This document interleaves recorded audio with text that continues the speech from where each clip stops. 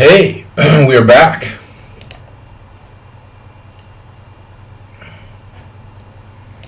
What's up, everybody? Hey, Batman. There's no Asterbait. Where is he? Anonymous player is here. Yeah, this is the schedule. This was always the schedule to be back. Oh, we had an interesting trip, but didn't come down with the medal. There was a remote chance I could have won the bronze medal in the last round, but I didn't even realize it, honestly. So we're here. Asterbait made it. Yes. What's up, guys? Asterbait subscribed to Tier 1.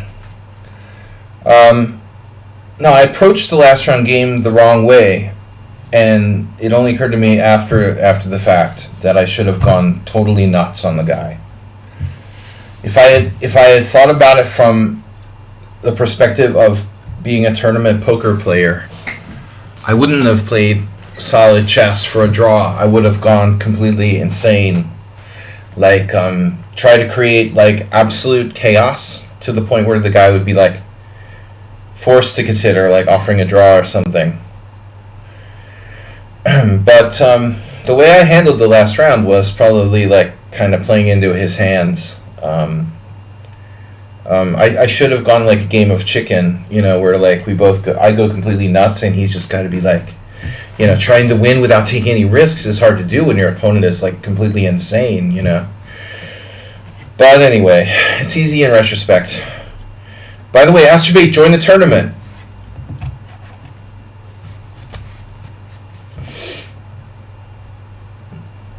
Second round was a weird, mental lapse.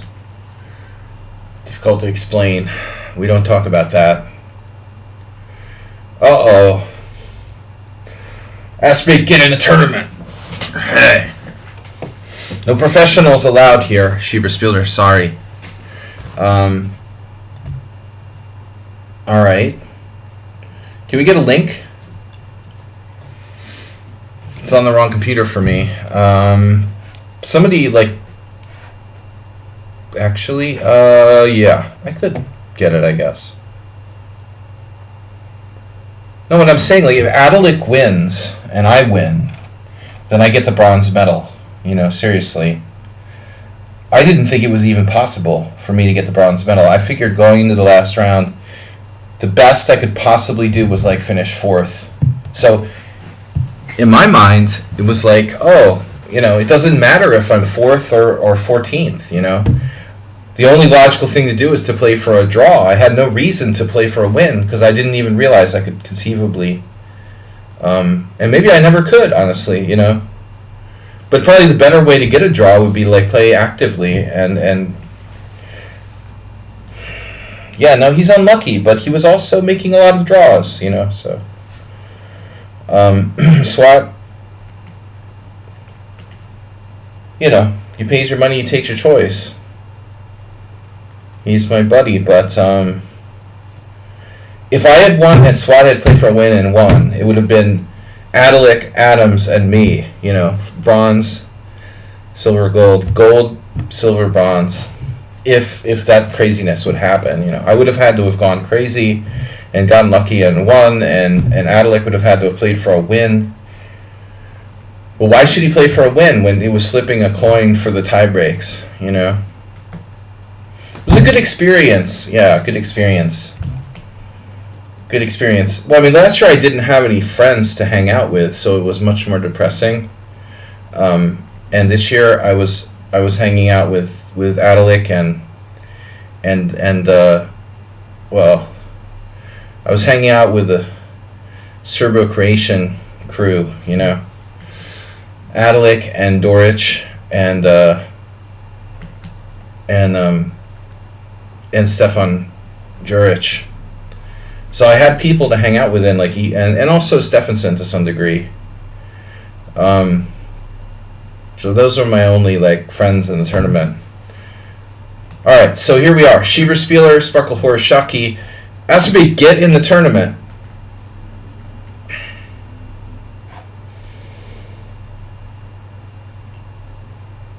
Where's Asterbait? Number 9. Can we get a link, dude? Can we get a link? Can we get a link?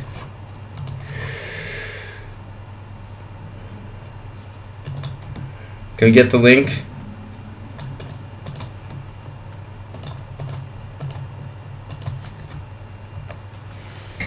Yeah, you're lucky I didn't ask Adalik about you, Bijak. He knows about everyone. He has a story about everyone, so don't get on my bad side, or I'll ask him. I'll ask him to find some information or something.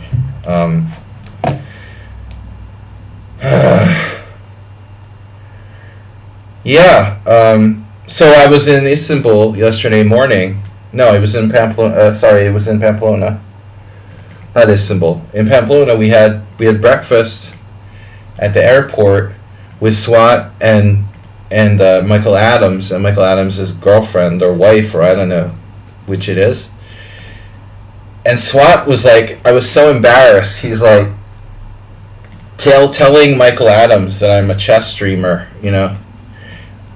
I was like, oh my God, I'm not even like, I'm embarrassed. I'm going to hide under the table. And it was like when I went, I don't know, out with my dad when I was a teenager, and when your dad starts to like brag about you or tell stories about you to the friends or something, and I'm like, whatever, man. Maybe Michael Adams will stop by my stream. Swat says he watches the stream, so we have at least, he said I'm one of the only good chess streamers. We have a testimonial from a vice world champion. But, he's honest, and he knows the truth about chess, which most people don't, Anyway. Alright, can we get a link here? We got the link. We're going to pin the link. Alright, that's generous. What the hell am I doing? No, I want to pin it. Pin the message. Yes, there you go. Okay. Yeah, but only like real chess players appreciate my stream, so naturally Swap might, but but he admitted it. There's probably other grandmasters who watch me stream, but they don't admit it,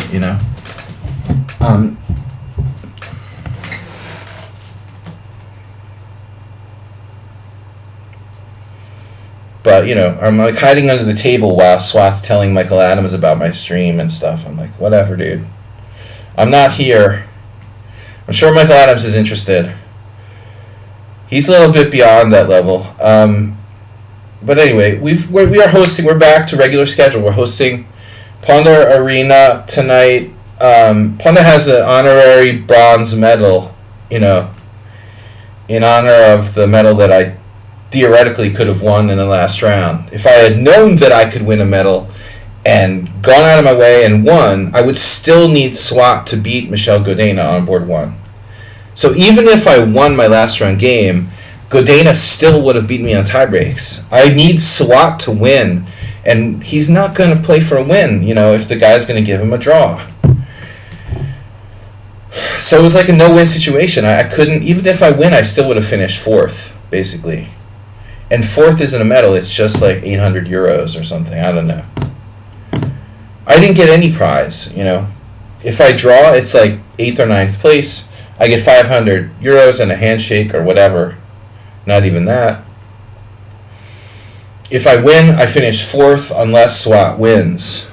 And that's the only way I could have gotten a medal. But anyway. That's the story. My tiebreaks were very, very bad. I don't fully understand why, but I just didn't start that stunningly.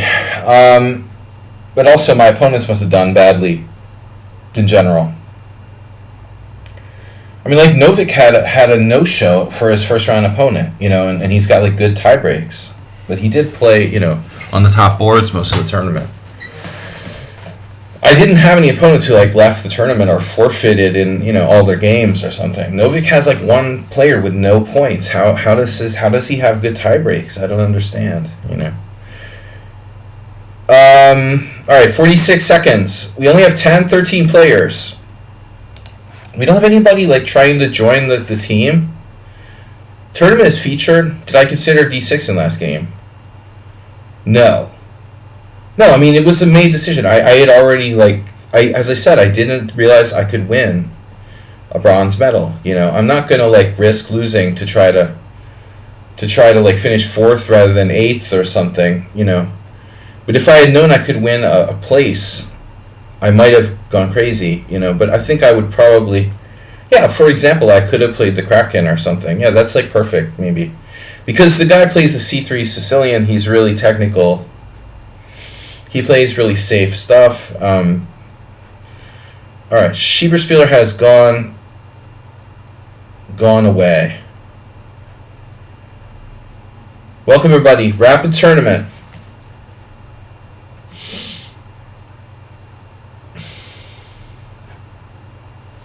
Oh, I made this size 7+5. Can I change the time control mid-tournament? Oh, that creates a weird dynamic. So if you berserk, there's an increment. I normally was doing 10-0. I wasn't thinking. All right, it's cool, though. It makes it a little tricky. It actually makes berserking riskier. It makes berserking really riskier. So maybe that's better for me. I think I have congestion in my ears from flying. You can't watch the stream for some reason. Too painful to look at. I haven't shaved in 13 days. I shaved before the first round and I haven't shaved since. It's basically 12 days without shaving. Swat was like, why don't you shave? For the closing ceremony.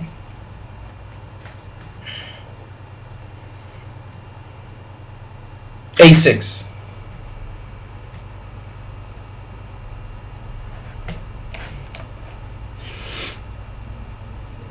Oh, you sneaked in to drop out. You just attracted some. How come we don't have anybody trying to join the team?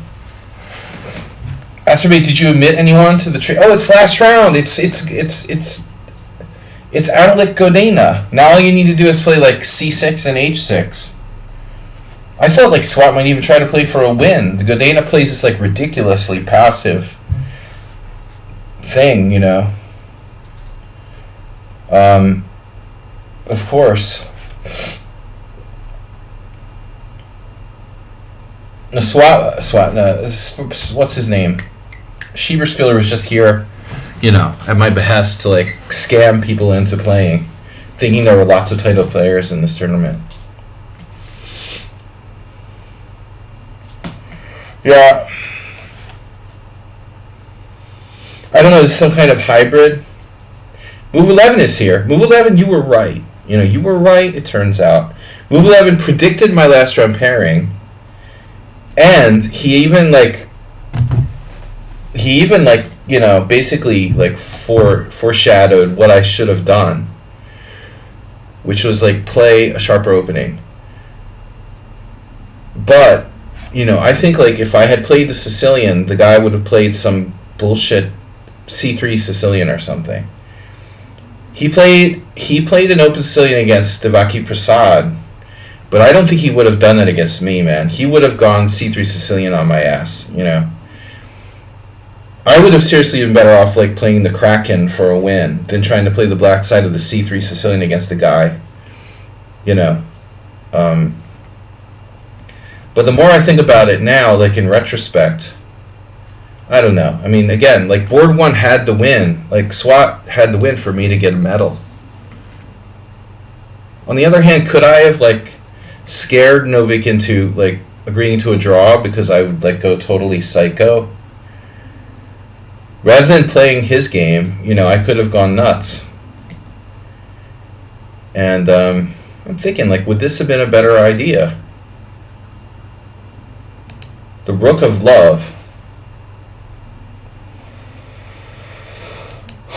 But anyway, as it went, I shouldn't have lost this game. I did what I always do, which is like lose a drawn end game, basically. That's like the 6th time this year I lost a drawn end game. What should have been a drawn end game, The first time in my life I ever played the black side of the French exchange variation in a tournament game, by the way. For the bronze medal.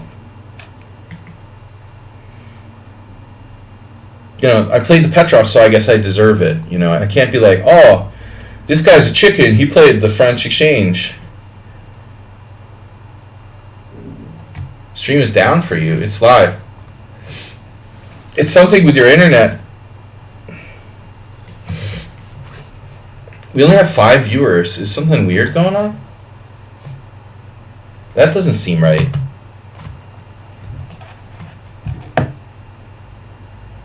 Wow. We literally only have 6 viewers?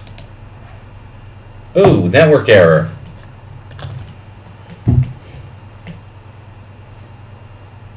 Wait a second here. What are you doing? 97? Oh, that's weird. You just went back. Huh.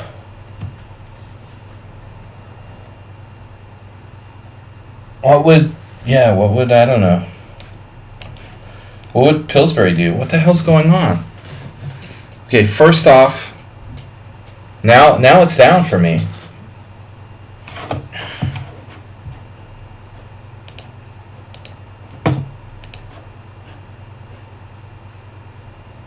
Weird.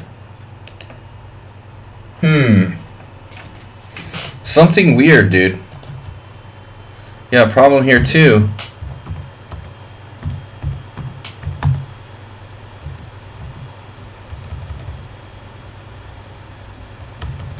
Yeah, stream. It's down, dude. I mean, I don't get it. 98. Hello.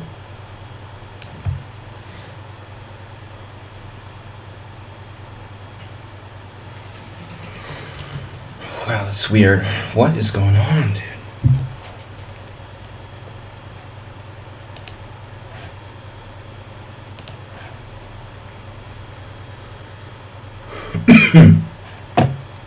Now we're back. Try reloading, dude. Try reloading. Okay, I don't know why we only have 4 viewers, because there's at least like 8 people in the tournament who usually watch my stream. So I don't know what's up with that. I mean, there's got to be at least 10 viewers. What is the deal here? How does it say there's 4 viewers? I don't understand. I've got 1, 2, 3, 4, 5, 6, 7, 8, 9, 10, 11, 12, 13, 14 viewers. Viewers? It says 14 viewers. Some active viewers and chatters in the community. 14 plus Schieberspieler, who's a VIP. 15, 16. There should be at least 16 people, and it says 6 viewers. But there's something really weird about how lichess calculates lichess. There's something very strange about the way that Twitch calculates viewers, I have at least 16 viewers, yet it says I have 5. There's something very suspicious there. That doesn't seem right, maybe someone closed it out. But I don't like that. I don't like the way it counts viewers, because it doesn't seem correct. I'm seeing 6, 7 viewers, 8 viewers. Something with Twitch, perhaps.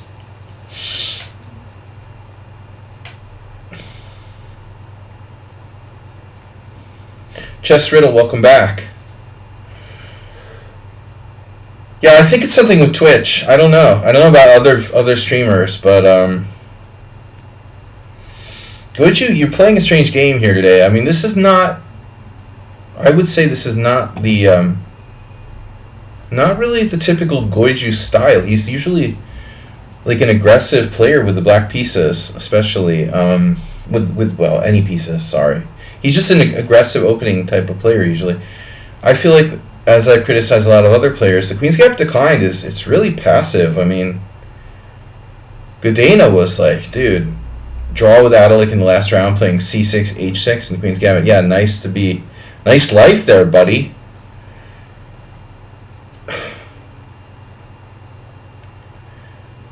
So many like gift draws from people. Adams isn't giving away any gift draws.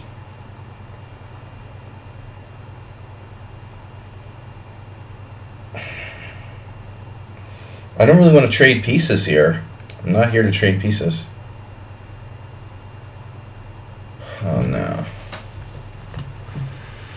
Oh my god. Are you serious?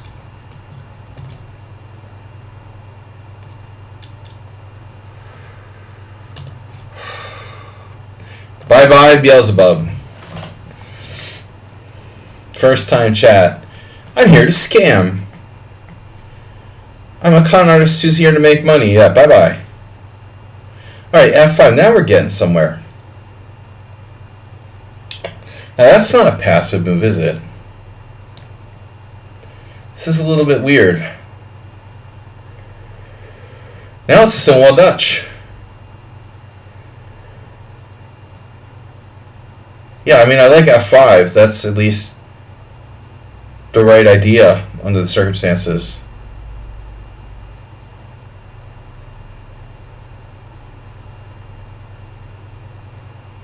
Okay.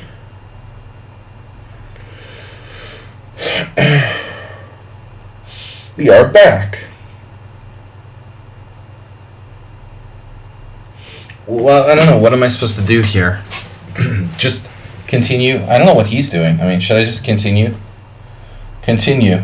I don't know what I'm doing.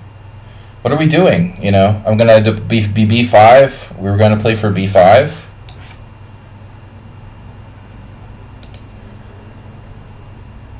I guess, you know, eventually I would play for B5. There's also knight B3. Knight B3, knight A5. Alright, I mean, it's an option. Not my original plan here, but black's pieces are pretty awkwardly placed. E4 seems counterintuitive. That's the normal way to like bust the Stonewall Dutch, but this is much more natural, you know, kind of like a queenside B5. Should I even play knight A5? But how does he defend, you know, how does he defend B7?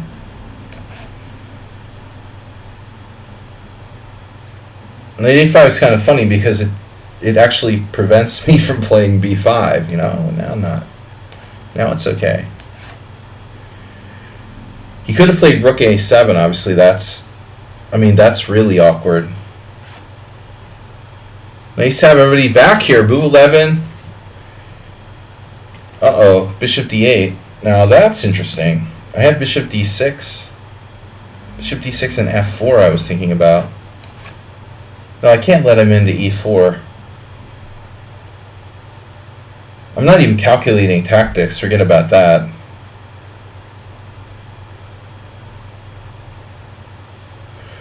I should play well, though, after 14 rounds of this tournament. I didn't play Blitz or anything like that, but basically after playing 11 serious tournament games, day after day after day after day after day, my chess mind is like seeing the board pretty well. No Uber driver. Yeah, in general, playing for a win, I recommend... Whoops, I thought that was a knight. Wow, I had a weird hallucination. Yes, Uber driver, we know how much you like to exchange pieces. Maybe a little too much.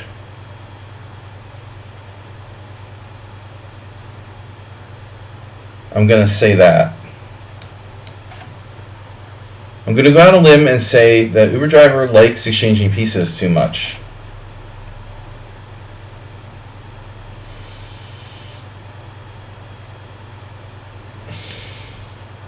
Yeah, I'm settling for maybe a small to non-existent advantage now.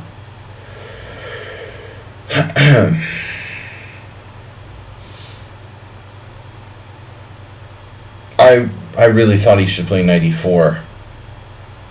He's not going to do it. Okay, we go. I mean, his attack is a little slow. This is a really, really weird way for black to play the Queen's Gambit Decline, by the way. I mean, you know, you play the Queen's Gambit Decline, like, so you can play the Stonewall Dutch. It's pretty strange, you know. You could just play the Dutch instead if you like the Dutch. So there's g5.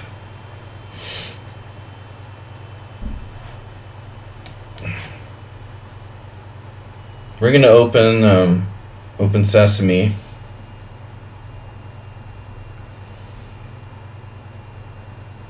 Black does have a bit of play here. Maybe I should consider knight e2.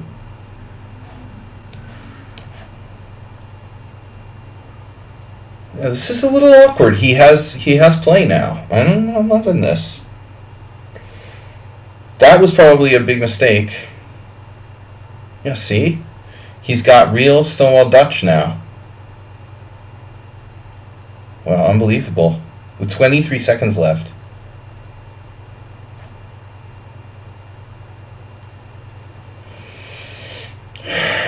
My sense is that there's one thing that causes my downfall, and it's always the same thing. Overconfidence. Wow.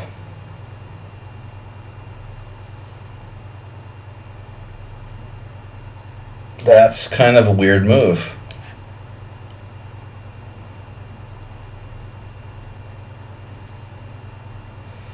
I thought he had bishop h5, like, definitely bishop h5 in that situation was best. He can still play bishop h5, but it's not as good as it was.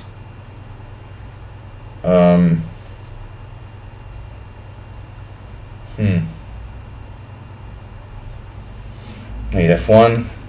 I do have a tendency to underestimate threatening kingside moves. If anyone watched my tournament, might have noticed that.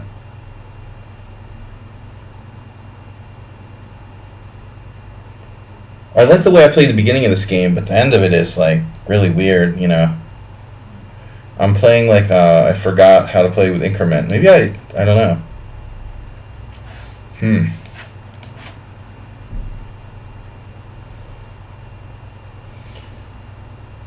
Yeah, I think my opponent should consider King's Indian or a different type of opening in general. You should really consider playing the King's Indian, you know. Queen h7. Not queen g7, but queen h7.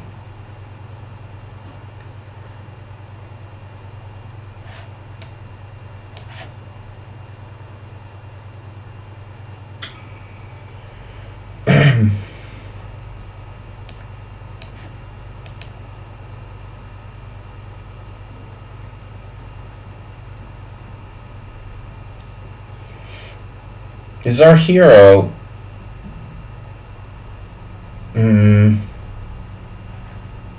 bullet chess inclined?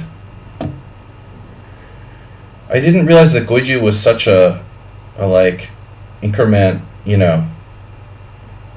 It's like a increment hanger on or Mr. Slow Ripunj. I like having no time type of thing.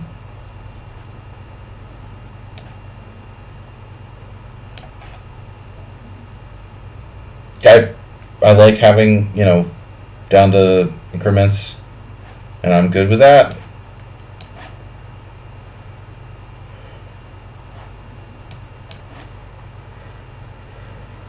Yeah, and so now we have, like, open sesame. What we don't want is, like, rook h7, or no, what we don't need is, like, rook h8 here, effectively. I don't want him to play rook h8. Hello! Man, this is, and this is epically long, right? Is it move 100 yet? I mean, obviously I had bishop f5. I'm not even calculating. There was places where bishop f5 was a possible thing. And he has another defense. Nah, but, I mean, realistically, I guess I should take this first. Before I go for the two pieces, I want to get maximum value here.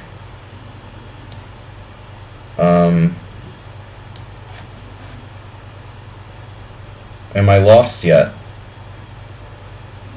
He gets the rook to h8 now.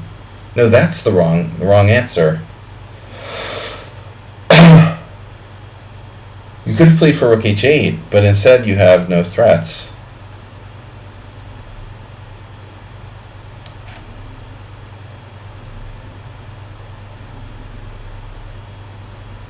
Really strange game. Did you play a lot of bullet? 2,000.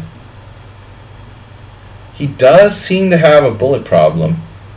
2,000 bullet games, 1,800 blitz games, and like no rapid games at all.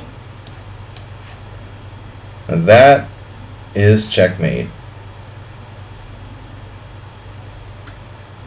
Epic. And resigns. He didn't lose on time. Not rook g7, but queen g7. Rook g7 is... Okay, either way wins eventually, but queen g7 is mate in 2. Rook g7 is like, what, mate in 3. You were coming back in that game. I mean, that was crazy. Wow. There's still games going on. Unbelievable. Only Uber driver could have a game longer than me. What is that, Budapest? How do you guys... Are you serious? What? Oh, they're on another game. Okay, whatever. I forgot it's like a arena. The Butler did it. Oh, we have 12 viewers. Okay, let's check how many people are in the chat, right? Hold on a second. So viewers, let's see. 1, 2, 3, 4, 5, 6, 7, 8, 9, 10, 11, 12, 13, 14, 15, 16, 17, 18, 19. But when you actually look at the viewer count, it says 12. Odd.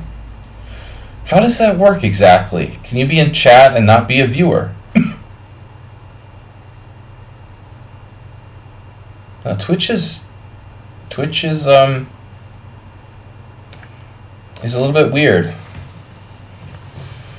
So I lost.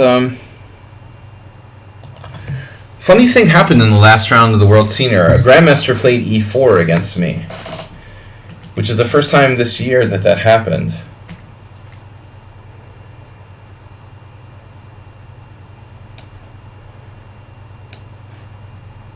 They normally don't do that.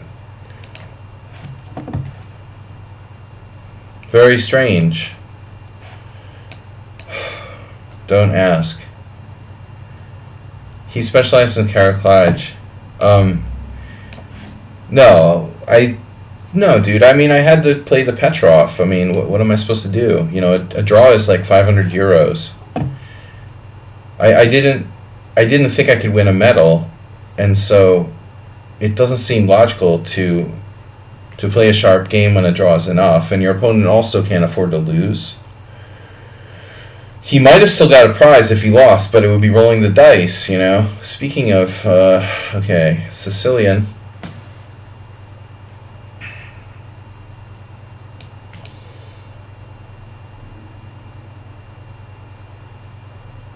Chess riddle, it's completely dependent on who I'm playing and what the situation is, you know. What is bishop g5?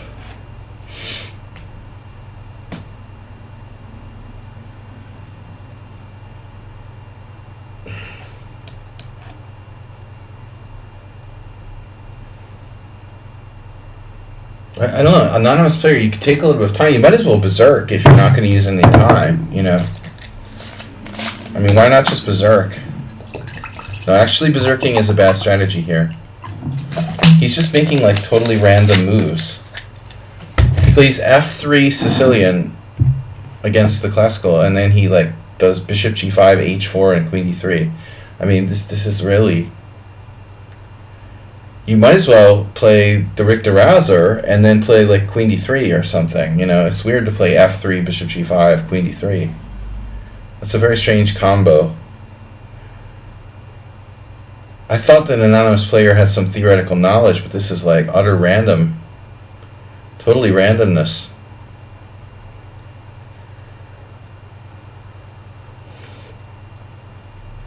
Well, there's no prize for being the highest I am after 10 rounds, unfortunately. You're blitzing out the opening, but you're making like random moves. I mean...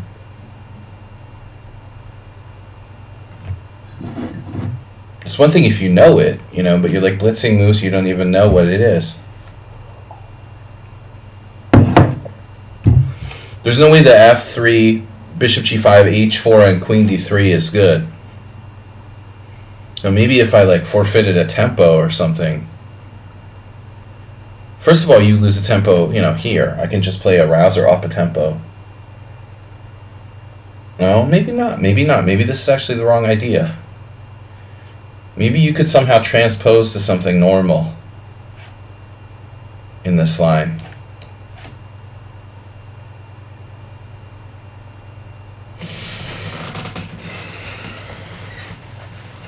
Maybe you're not losing a tempo. You're gonna get transposed some kind of class to rouser, but I mean, it's weird, dude. I didn't exploit this properly.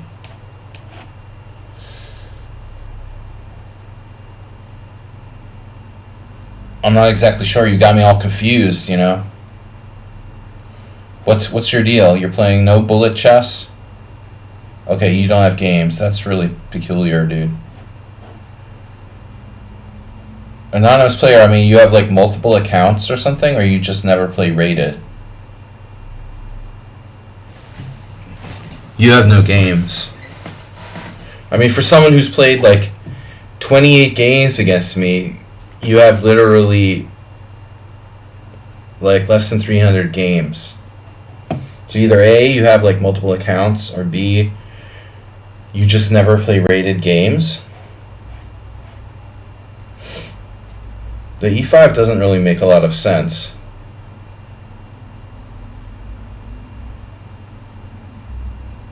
Fundamentally, it's a bad move. Unless I'm missing something really obvious.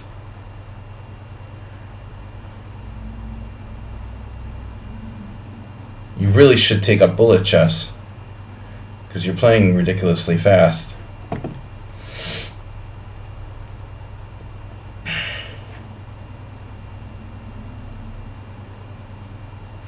I mean, I guess queen b6 is the right move here.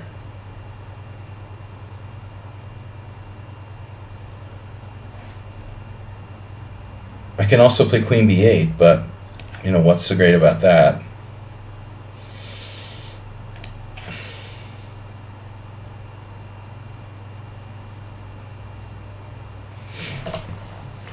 You know, I just don't think, like, rushing in increment time control games is the right strategy. You know, if it was 7-0 or 5-0 or whatever, then your time advantage would mean more. But I just don't think the time advantage means that much when the increment. That's why, like, berserking doesn't really make sense in increment situations.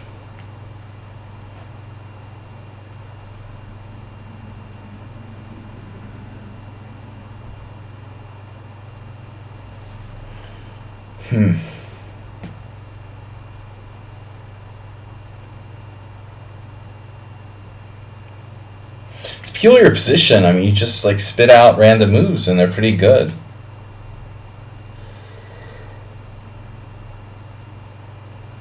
And I mean, I guess if I'm not calculating, I'm not going to take advantage of them.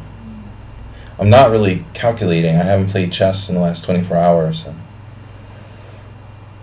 I'm not sure I was calculating that much to begin with, but I'm a little bit brain dead today compared to how I was. Strategically, I'm on a very good level, but calculation-wise, not so much. Which I guess is par for the course.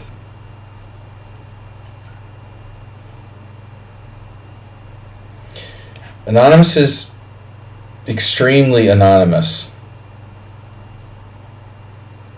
You couldn't get much more anonymous than that. No identity, no rated games, no multiple accounts. You seem very nice for a completely anonymous person. Now you're ranked number 2. You must have played some chess before you saw my stream. I mean, all right. Yeah, I'm brain dead.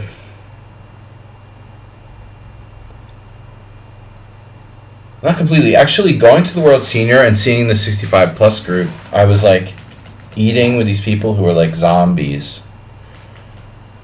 You know, to be fair, some of the older players are still like, you know, there, but a lot of them are like, damn, you know, I felt like I was in like a retirement community. They're just sitting there with like their mouth hanging open, like, and walking around trying to get food in this buffet dining area with these people was like, it was unbelievable.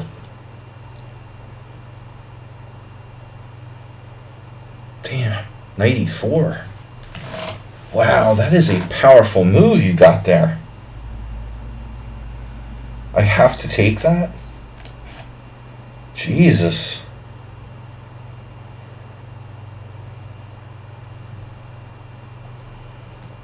I'm going to have to check this game. This is a very well organized position for white. I thought you were just like making stuff up, but suddenly like your whole position is very good. It's impressive. Wow, that's pretty good for someone who was just like making random moves. What seemed like you were just making random moves.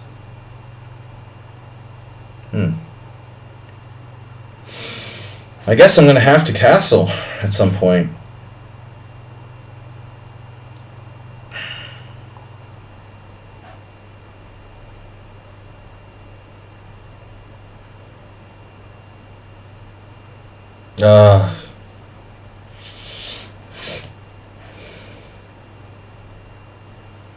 No, and I don't feel good about my win against George Moore, you know, by the way. I mean, he played really well, and I got lucky against him.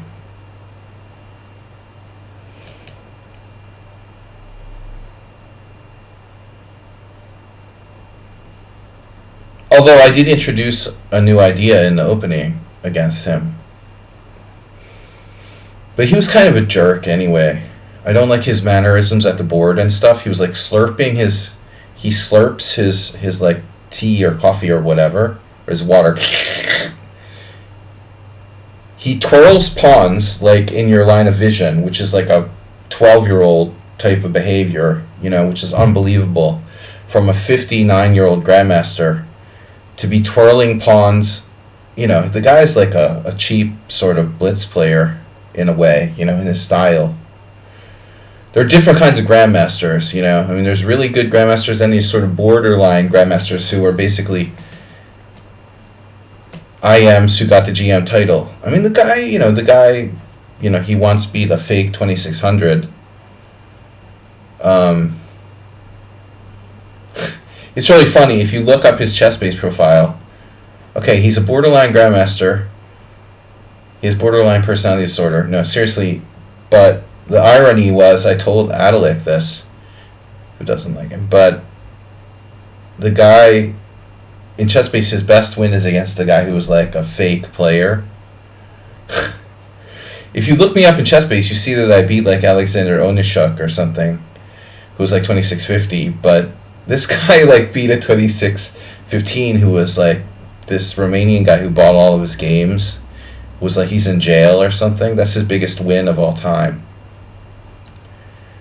Like, that's pretty embarrassing, honestly. Your biggest win of all time is against a convicted cheater who's in jail for financial crimes or something. I mean, okay. Like, I played this German guy, Holske. He's beaten Geary. You know, I mean, that's pretty serious, dude. You got real grandmasters, and then ones that are, like, kind of, you know, there's not one size fits all, you know. Who's better, Holske or this Slovenian guy? You know, I mean, there's no question that Holske was a better player.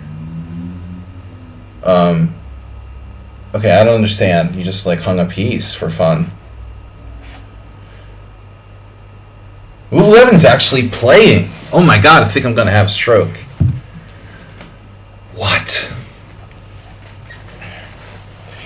I don't understand, Anonymous. He didn't know it was check. It was check. Oh no, I'm going to have to ban someone for asking me GM when. You have to be a member of the team to join. Oh, we have a request to join the team. Hold on, let me make a move. Sadly, I didn't get to play the Kraken.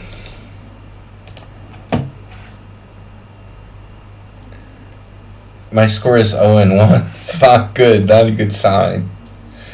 I didn't find a good spot to play the Kraken.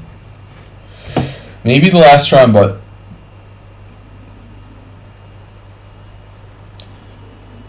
I honestly, I don't regret my play of the last round. No, the Moore guy from Slovenia, he was slurping his drinks. He twirls pawns constantly on purpose. And another thing he does, I told Swat about it. He's really like a sleazy style player. He does like false positives. So like when you're in time pressure, he pretends he's going to move a piece that he has no intention of moving. He did it like 3 times. At first I thought, okay, it's just like my imagination, you know. But when the guy did it the 3rd time, I was like, all right, this is intentional, you know. He's intentionally like reaching for his rook that he has no intention whatsoever to move, so that it will like distract you. And it's like, come on, man. I mean, playing games like that, it's like, it's totally kindergarten level. You know, who does that? Seriously. Like, a grandmaster. He's reaching for his rook, so I'll, like, you know, focus on that. It will distract me from whatever he's, like, seriously gonna do. This is completely bullshit, like, baby level tactics. Totally. Really bad. Whatever, I'm glad I beat him, you know? I mean, that guy was just... Then he, like, loses the last round as well to... I don't know, he lost, like, a 2100 in the last round or something. He was at least civil when he lost and resigned. He was sportsmanlike about it. But whatever. You got to get the occasional win in. A4, yeah, you don't have to play that right away. It's a reasonable move, but not necessary. But if I play C5, so who does this? Now it's a Sicilian. It's a closed Sicilian. You could play an A4 Najdorf.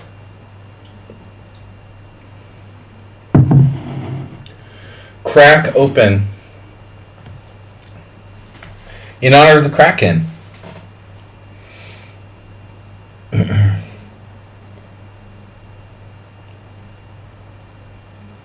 Uber driver would definitely play E5 to trade pawns.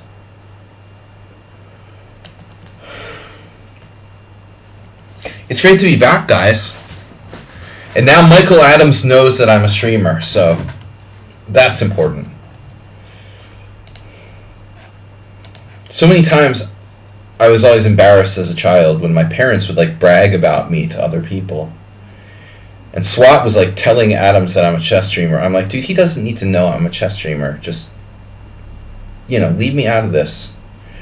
This is embarrassing, you know, when your friend like tells the former like, you know, world championship caliber player that you're a chess streamer. I don't need that, you know. I'm gonna go hide under the table now, you know, while my parents like embarrass me or whatever.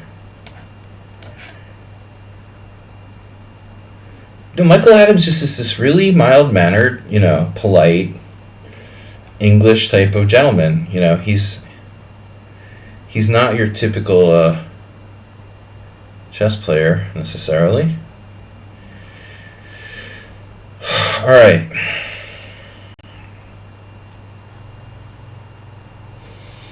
Is that what you would do, Uber Driver? Would you play Bishop G2? High quality rum. Kraken rum. Oh, okay. Oh, it's a real thing, Kraken rum. So, you know what's embarrassing, Uber Driver? Losing to the Exchange French. Losing on the black 7 Exchange French. That's embarrassing. You know, that's...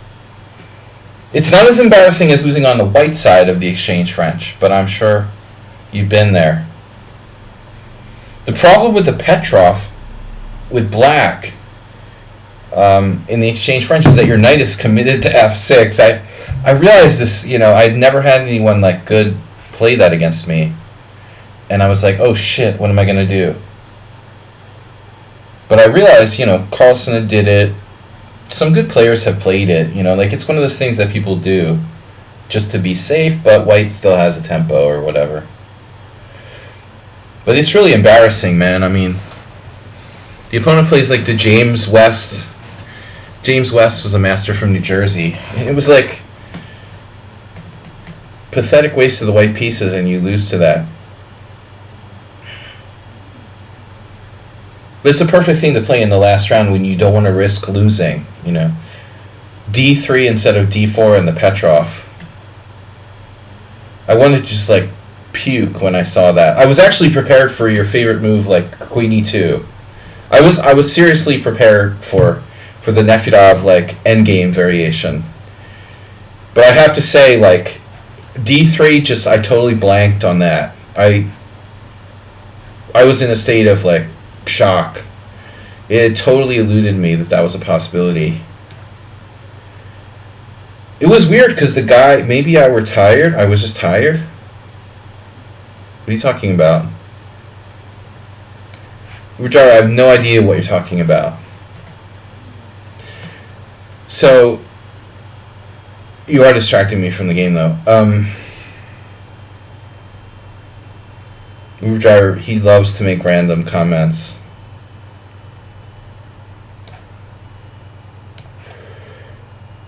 You got a little bit of that Ripunj Bansal in you.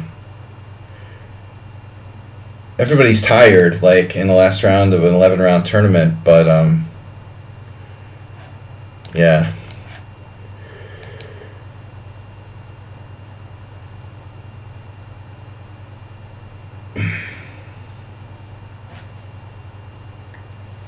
Tenth round was apocalyptically bad.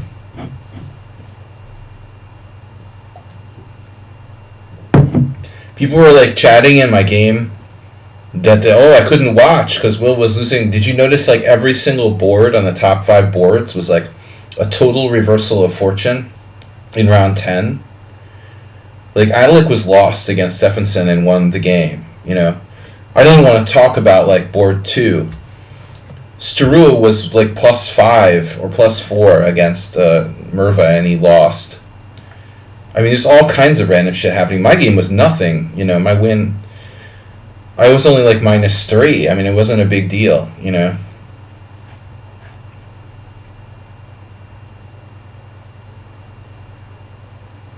I don't understand what you're talking about. I have no clue what you're talking about, Uber Driver.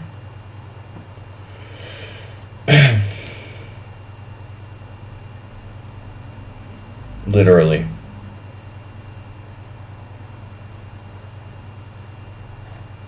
But you did jinx me, you know. Uber Driver basically cost me like at least half a point.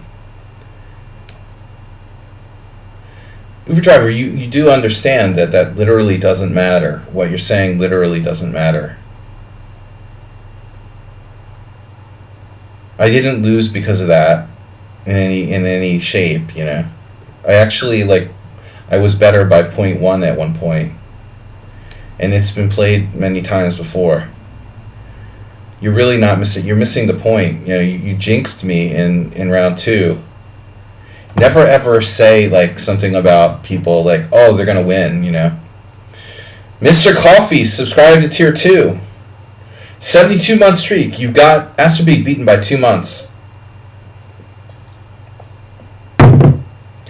So he not only like jinxed me, but now he's criticizing me for not castling. You know, I think when you face someone who plays something you didn't expect, probably like playing the routine automatic method is not the best idea, you know. I'm facing something the guy has prepared, and I'm totally unprepared for it. So should I be like responding with like the most like predictable thing? I sort of doubt it, you know. What I played was perfect. You know, he was totally like unfamiliar. I got a perfectly good position, and then I just like blew it. The minute I became overconfident, I messed up, you know. I was completely fine. Offer a draw. And then realize, oh my god, I like missed one line where I'm slightly worse. It's really bad. Who is this guy? I only play for fun. I only play for fun. Just humor me here for a second, but I asked you this before. Have you had any other accounts on my stream before?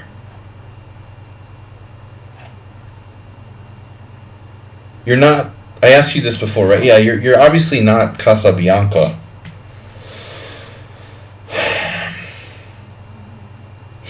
Yeah, I don't know. Only play for fun is coming off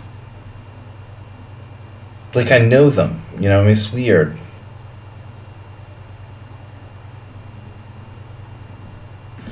Who was that other account? Mm-hmm.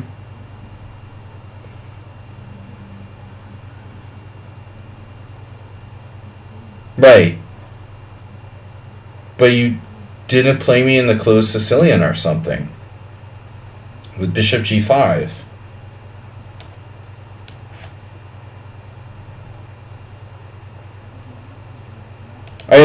I don't, I might have to time Uber driver out.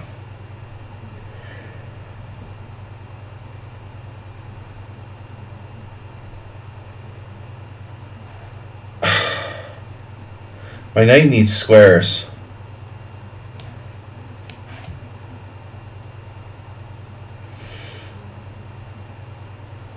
No, I mean, it's not a good idea to offer a draw to somebody the moment you allow him like this one line where he's better, you know? It was my move that I offered a draw with was actually flawed.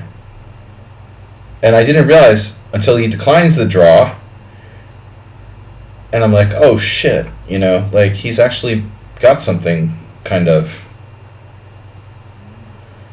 I actually offered a draw because I thought I was better. I thought, okay, I turned the tide, I'm a little bit better, he'll accept a draw, let's get out of here. You know, in fact, I was even hoping he would decline the draw and go crazy or something. I was like, this is a perfect moment to, you know, for a psychological draw, for if he declines, you know, he might even go too far and lose. If he takes a draw, fine, I'm a tiny bit better, but whatever. But instead, in reality, I was worse. And now I had to be, like, accurate. H4. Like a totally positional style by only play for fun.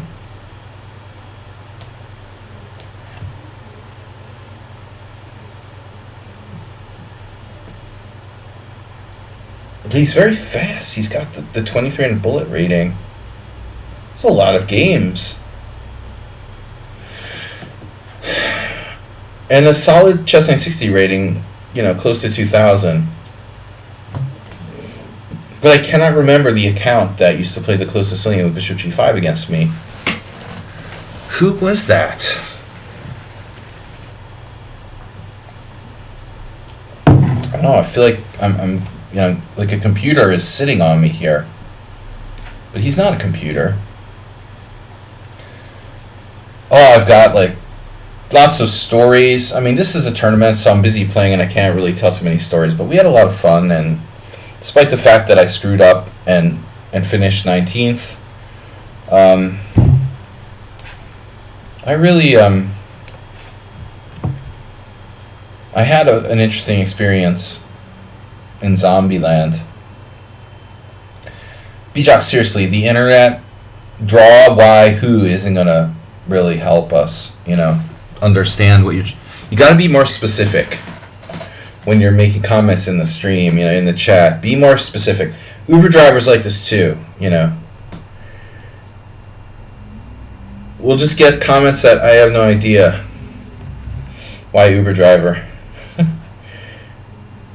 That's a little more specific, but it's still not specific enough. I feel like I'm getting squeezed by a python here. Maybe Michael Adams is secretly playing white.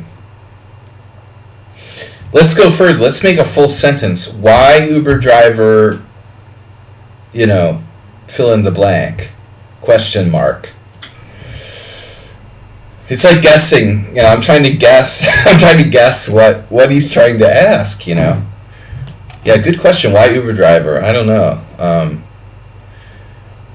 Uber driver has a lot of hang-ups. He's generally a nice guy, but he has sort of chess hang-ups.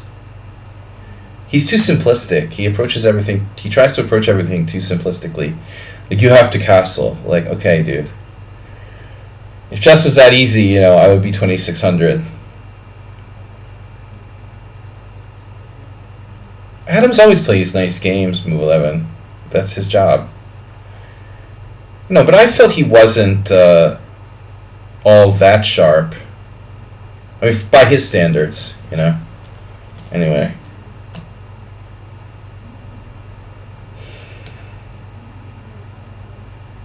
This is weird, man. I mean, this is a weird game.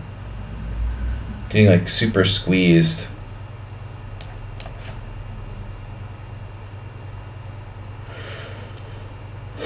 Don't worry, Aspirate does that all the time, Move 11. He deserves it.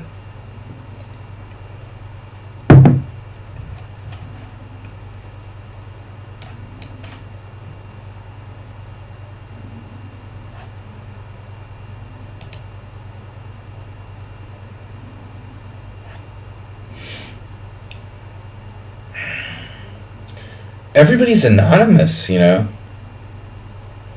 mean, I love you anonymous guys, but there's just too many of you, Anonymous is anonymous. I only play for fun as anonymous. Too many anonymouses. Where is F5? I mean, F5 is not happening in this position. F5, I was tempted, but I know better than to do that. That's just really unnecessary.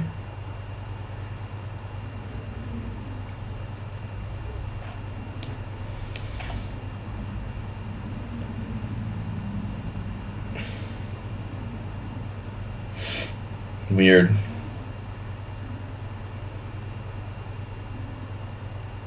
I mean, I can, like, sit here and try to play for time or something.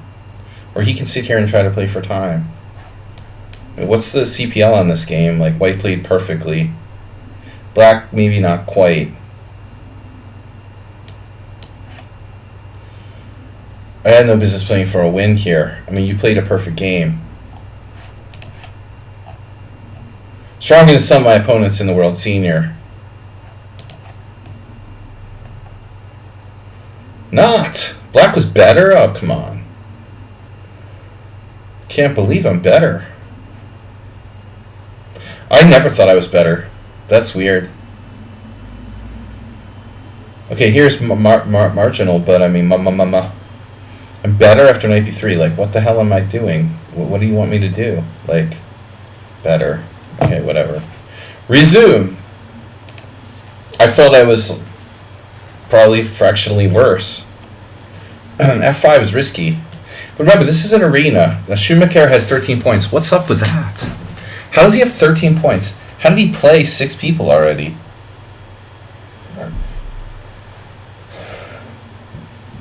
And how did Move 11 lose so quickly? And Xerox.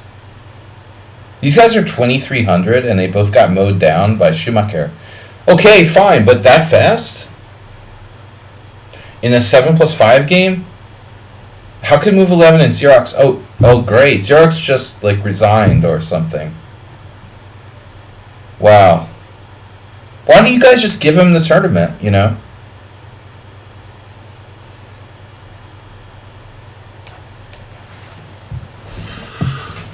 Xerox was paranoid that maybe Move 11 is a cheater or something, even though he's been a subscriber for 70 months. Who is this Move 11 guy? He's a founder. I don't trust that. I'm going to resign. You know, I don't trust this account. He's a founder and been a subscriber of my stream for 72 months or 70 months. He must be dubious. I'm not going to play that game. Some of us are a little too paranoid. Now, I don't know. Hey, It's Miro was a member of the community and strangely disappeared, but we still don't have full confirmation of what that was about. He could have died or something. I don't know. Oh, I had an idea. What was it?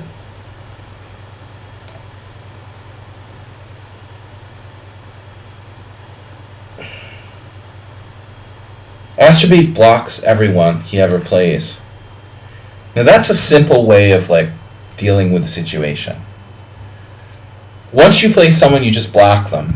It's unbelievable. Like this, I never heard of. You know, I heard of like blocking all the people that you lose to, but just blocking everybody that you played. That's unbelievable.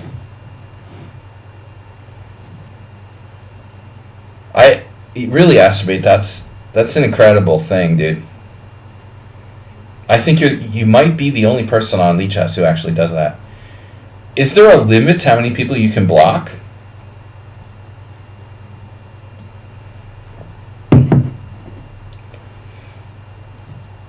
I mean, it's still not going to prevent you from getting paired with them, right? Anyway, what's the point? Wait, what? Bishop before check. Did I do something wrong already?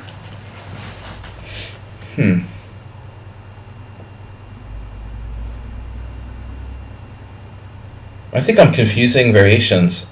I had some weird idea that I was like sacrificing a pawn or something, but this is not sacrificing a pawn. This is like, you know, sacking a pawn, getting it back, having equal material.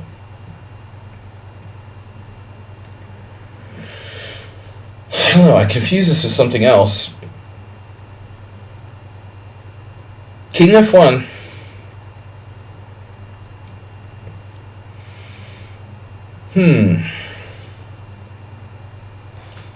This is pretty lame. It looks pretty lame. It's probably just bad. I mean, this probably goes beyond lame. But I'm not 100% sure.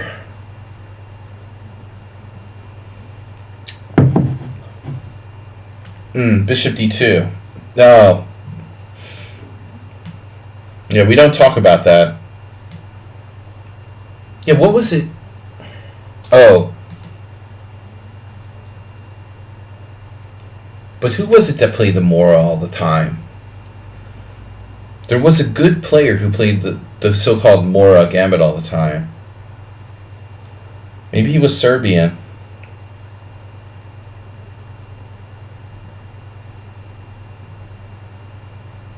Oh, Jesus Christ.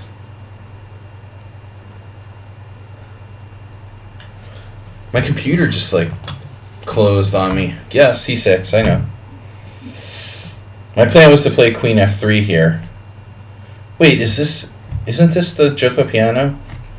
Alright, guys, I gotta I think I might have just, like, restarted my computer. Welcome to OnlyFans.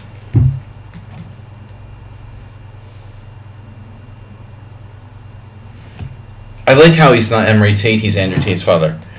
But Emery, you know, dude, was not playing the Smith Mora. I mean, he was, like, really hardcore into normal, proper. Open Sicilian, man. I mean, his best game was probably an Open Sicilian.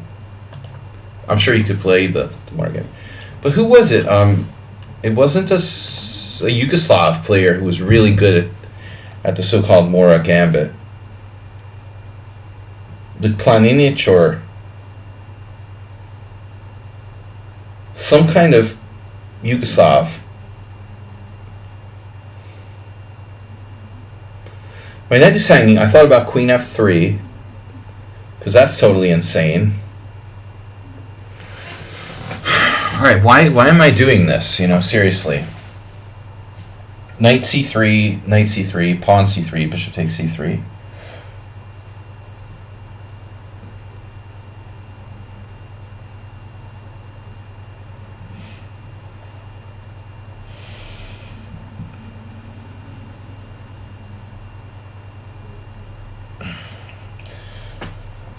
Knight c3.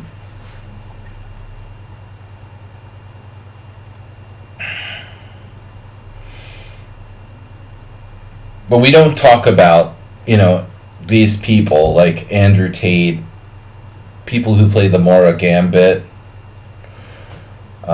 where, you know, they're really not good.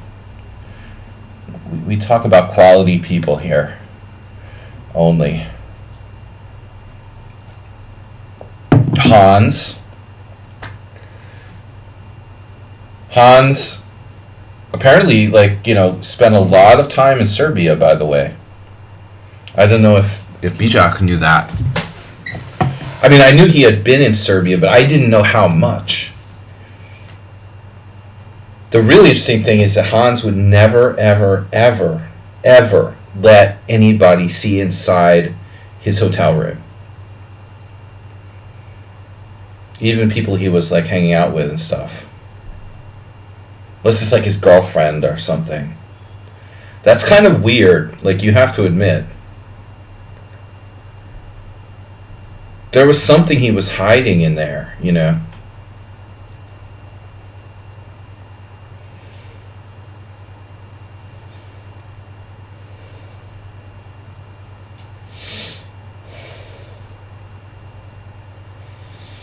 I cannot reveal my sources. Queen f3. Pawn takes c6. Queen takes e4. Queen f3.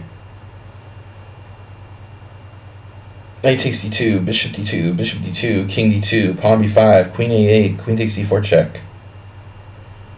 This is insane. What about castles? Why can't I castle? It's because it loses a piece. Alright.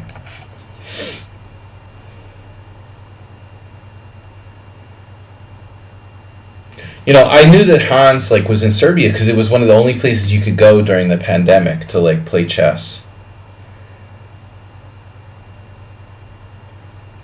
But other than that, I didn't really have any information. I also had this weird experience. On my flight from Istanbul, there was this guy that looked like Hans. I couldn't tell if it was Hans or not because I never actually met him in real life. I was really convinced it was like Hans, but then I kind of questioned myself later. Why am I getting crushed here? Move 11 just instantly makes moves. No wonder Shaki resigned. The Botez sisters told me. I heard they were spending a lot of time in Serbia. You should go look them up. I'm just kidding. I'm sure they're too good for Serbia. According to them. What about Queen b3? That's mate in 1. Okay, mate in 1 is not really cool.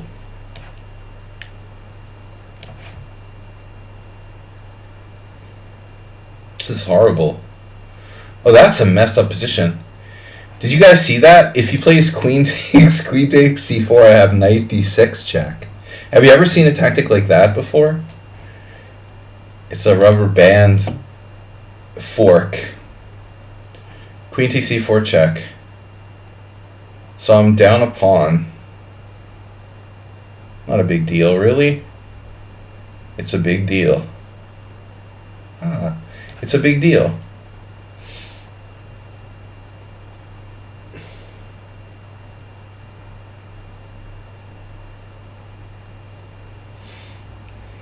Is move 11, is he on a perfect score? 1 draw and 2 losses. And now he's playing like God against me. I'm not here, like, to play this tournament seriously. Bijak has played 100 games already. Bijak, why are you 1900 and you're like dominating in these tournaments always? It's so sketchy. Move 11 is just here to beat me apparently, and lose to everyone else. Oh, he forfeited one game. Okay.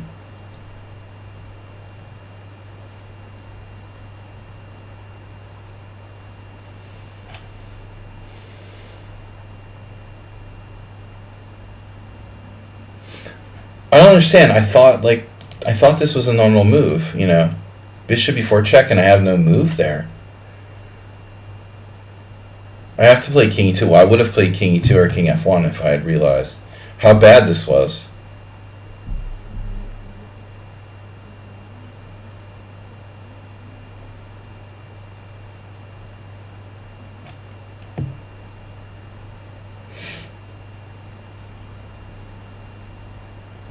Bishop d2, why is it? Because this is a bishop. I'm losing my bishop.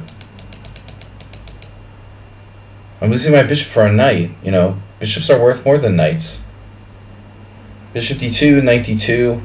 Knight d2 on developing my knight on f3. That's not that inspiring either, you know. I mean, honestly, like, it would have been way better to just move my king, you know, I mean, objectively. Oh, bishops are worth more than knights, especially when you're like down a pawn. I mean, by the way, in the World Senior, I had no draws in the first 6 rounds, which is like, I think like an over the board record for me for like the last 15 years or something. I mean, I don't know if I've ever had a tournament where I played, or tournaments where I played 6 games in a row without a draw. I was really trying to beat Boulard, and I was really disappointed it was a draw because it ruined my like non-draw streak. I tried everything to win, and he played well.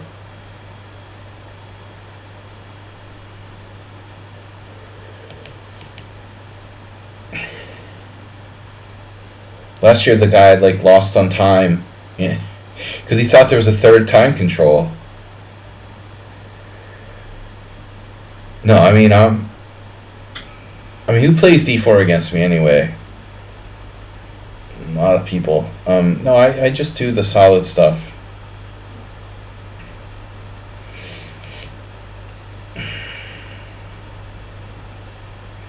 No, I mean, as much as I like having fun with the offbeat openings, I'm not going to necessarily play them in a serious situation. I've done that too much lately, you know, accelerated Queen's Indians. Last year, I lost several games against very strong players. This is a funny position. Funny, haha.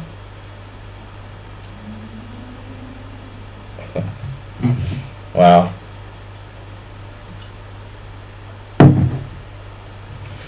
You know how many rating points or how many games I lost because of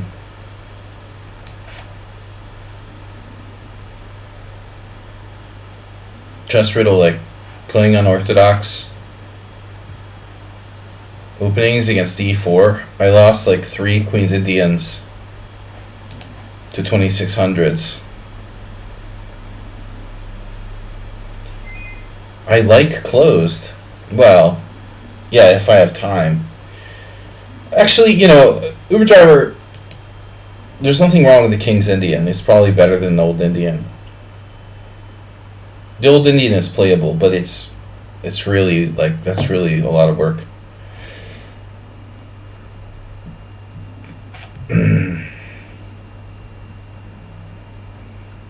But, you know, I don't understand, how does Schumacher have so many points if it's hard to berserk in 7+5? Aha! So that's your secret. You're not berserking against me.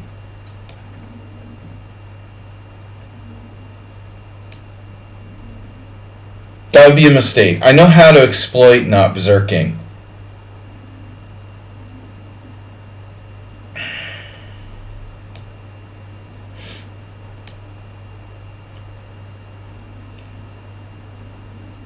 no. I had no chance of a classical Nimzo in this tournament.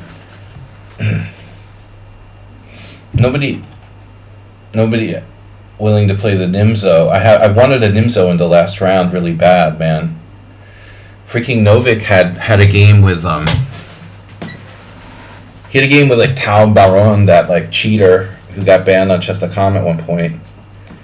Another cheating grandmaster, right? One of the first like openly cheating grandmasters. But the guy knows a lot of theory, and Delucchi and I, we were on good terms. He's not all bad. I'm not going to say anything bad about Delucchi. I mean, I just don't know him that well. He was friendly with me. I like him better than Susan Polgar, I have to say. But what is my plan here? I don't know why I played c5, honestly. Look, Kasparov, Delucchi, and Hans all live on the same street in Manhattan. Coincidence?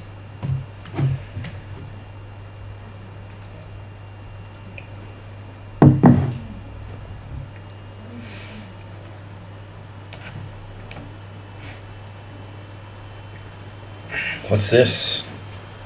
G3. Weird. Delucchi actually has a house in Terracini. That's why he played. He just happens to have a house in Sicily, in the same town where the tournament is. I mean, that's convenient. No, Max was alright. I mean, he's a suspicious character, no doubt.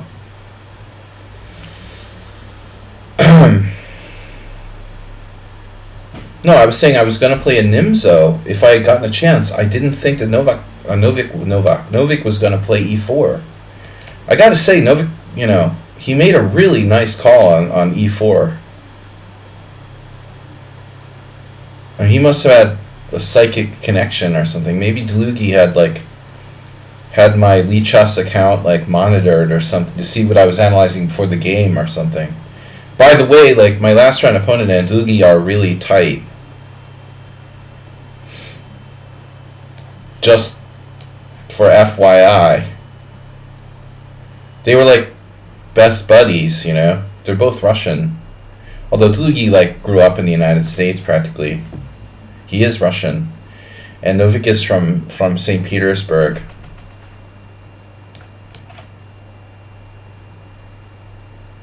But it's possible,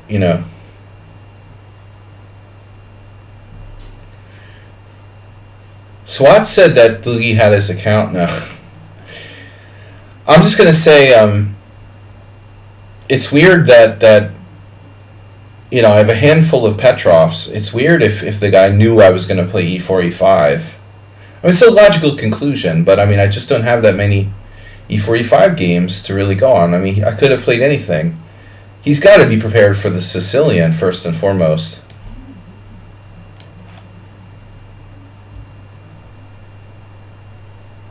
Okay, he had to be prepared for both Sicilian and e4, e5.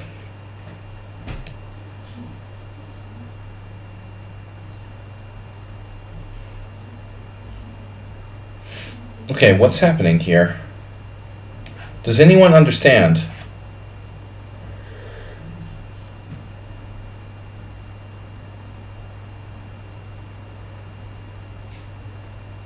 That's the Maxim that we're talking about here.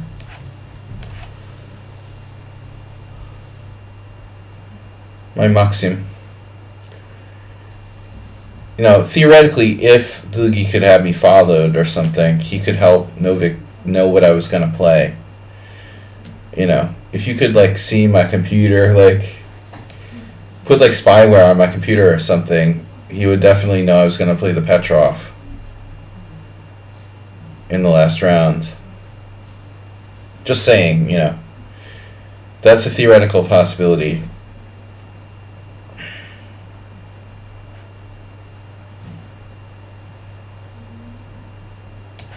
Okay. I mean, Schumacher uses 25 seconds for the whole game. Plays like God. He's winning the tournament with like 30 points. But he's 1900, you know? It's like, dude, what? Are you going to hang a piece or something, man?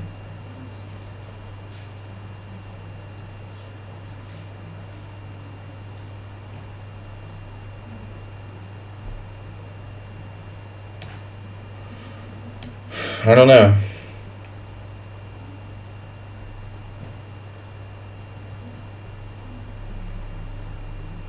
I know. Dinekis does that.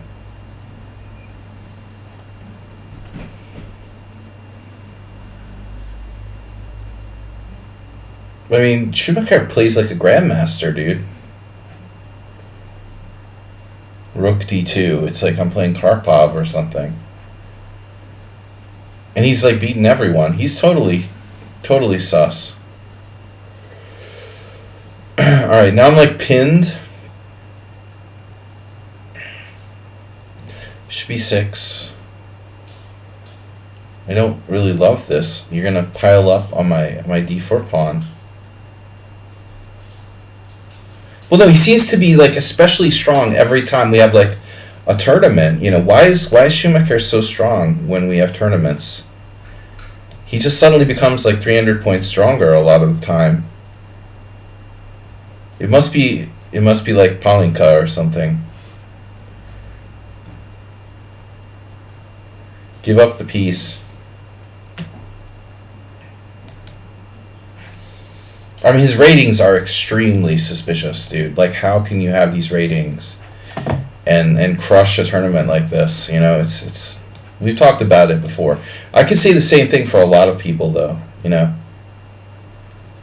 Jim, actually, not Jim, Morales. I always confuse Jim and Morales because they're both from like Mediterranean places, but Jim hasn't been around forever. Morales, you also have the fishy rating because you never play much. It's a good thing you didn't come to the tournament, though, because you're not even allowed to watch. I mean, they're not allowing spectators in the room. Honestly, it's a smallish kind of... The playing halls were rather small, so I don't think there's really an option there. How are you this fast, bro? You know? And you play like perfect positional chess. Nobody was allowed, dude. They were pissing me off too. Like when you finish your game, you're supposed to leave the playing area, and especially like the zombies and stuff would never leave. I finally lost my temper in the last round when I was on the verge of like, seeing my tournament go down the drain.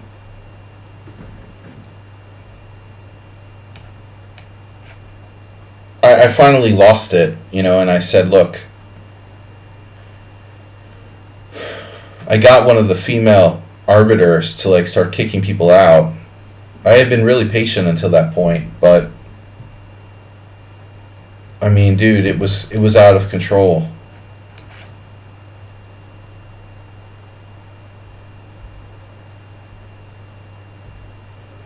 I mean, there's all these old guys from like the 65 plus group who don't leave the room. The arbiters are tired, they don't care, they're not paying attention, but then they start congregating and like talking and doing all kinds of like annoying shit. Dude, what is up with knight f3? My god. Is that a good move?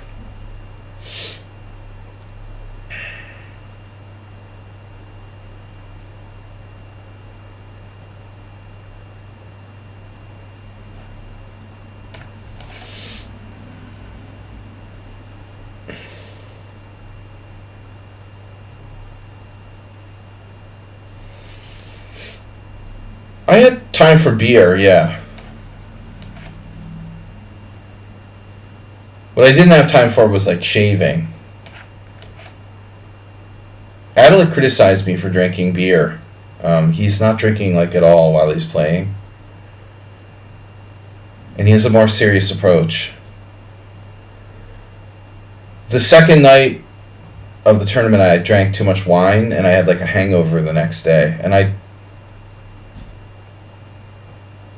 after I lost the second round, I was pretty depressed.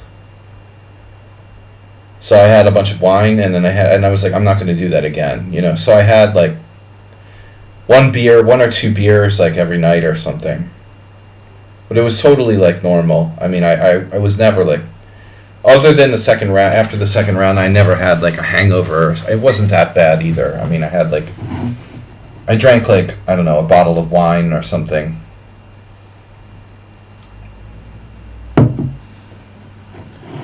It wasn't more than like 4 glasses of wine, but it was enough to like make me tired the next day. And I said, all right, I'm not going to do this again. I'm going to be serious, you know. Okay. But, I don't know if anyone saw how I lost the second round. It was like one of the weirdest things I've ever done. Did any of you guys who are following my tournament, it looks like I lost on purpose. But there's like a kind of story to it. You know, I don't know why. Like, I left the board and I went to get a coffee or glass of water. And I had convinced myself that my opponent had no threat. But I saw this way he could sack a rook thinking he was winning and miss a queen sack where I would just like beautifully finish him off. And so I just concluded that, like, for some reason, without really any really solid evidence, I thought I convinced myself my opponent didn't have any threats. And I'm like, okay, well, if my opponent doesn't have any threats, I'll just find a good, you know, waiting move. And I went to the board and like played it, and I just like get smashed with this like very obvious like knight move that's just like staring me in the face, you know. I was very upset, you know. I mean, it's like one of the strangest blunders I've ever made. It's inexplicable. I mean, the only explanation is that like somebody paid me to lose on purpose. If you see this position.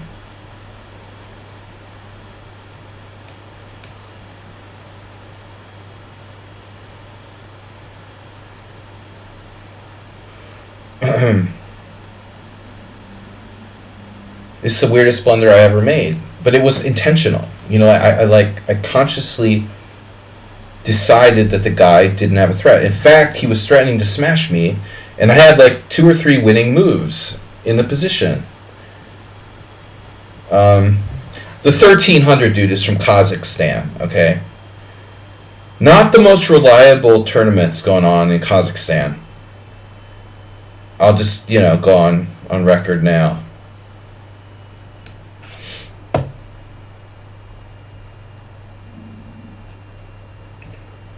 There was another guy from Kazakhstan who was rated around 2000 who ended up like in the top 20. By the way, the 1300 pissed me off because, I mean, the guy, like, you know, he's fighting really tough game against the Grandmaster one game. I mean, yeah, FIDE is really bizarre. I mean, the rating system is totally messed up.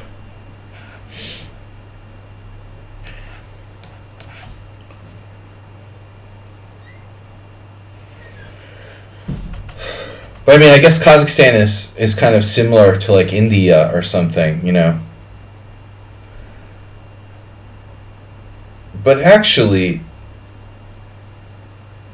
if you think about it, there's people like that in the United States, man. They're just standard like sandbaggers. This guy probably has like a, you know, master level Kazakh rating, but he just has like no FIDE rating, so, you know, or he was like a concrete sandbagger. I mean, he almost has to be, right? Yeah, how does he have a 1377 rating if he plays like 2100 strength? I mean, that's pretty messed up. Yeah, the more I think about it, you're right. I mean, it is really sus.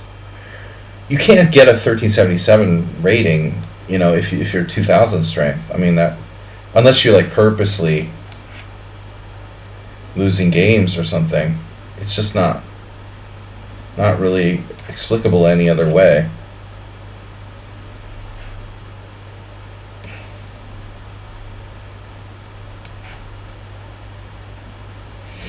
Good time management here by Schumacher, who he managed to like suck out a lot of my tournament lifetime. Can I get a lifeline?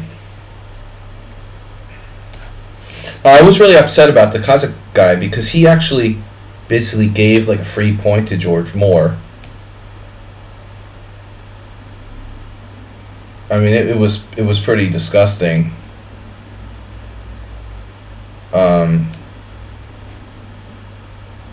Grandmaster shouldn't be playing 1300s. Not George Moore. Maybe it was someone else. I mean, Grandmaster shouldn't be playing 1300s in like round 10 of a World Championship tournament. That's really messed up.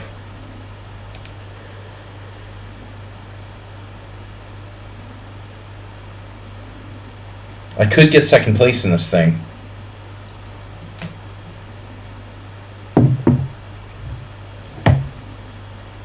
Well, I mean, it didn't really matter with the tie breaks, Antonio. If Adalik had won in the last round, which he never really was going to do, unless Godena went nuts, which wasn't going to happen.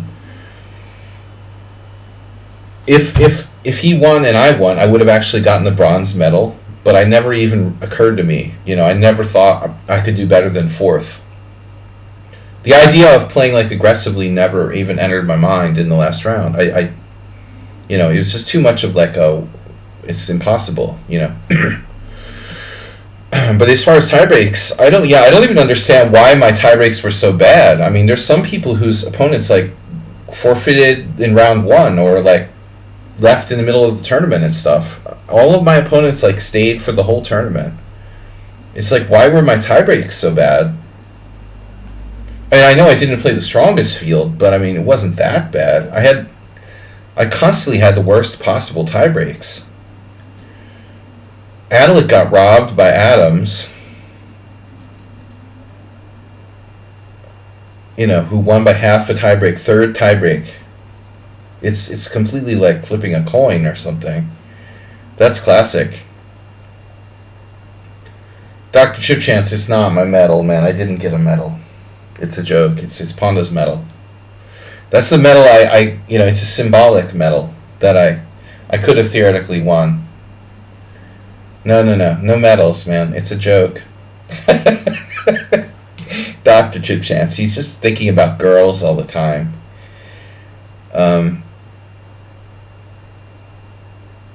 Theoretically, I could have won a bronze medal in the last round if every result had gone right. And I won and Swat won. Adams doesn't... Yeah, actually, Adams' game didn't matter, but it could have been Adalik first, Adams second, Sladgie third. I mean, honestly, Antonio, the guy is tricky. He's not that strong, objectively. I was hoping for Merva, who was really, really fishy. But it wasn't meant to be. No, I mean, Novik is a sandbagger. Or, he's dumped a bunch of points in the last year. Clearly. That's a topic for another time, but there are some tournaments going on in the world that are very, very dubious, and they're not really happening in Budapest, Hungary. Let's just say that. I think, actually Hungary is one of the cleaner countries. Check out some of Novik's, tournaments in Seattle, Washington. Some organizer had a couple tournaments in Seattle. There's some American guys or some American people organized some tournaments there. The dude dumped 50 points. I mean, it was look at the games, Very weird.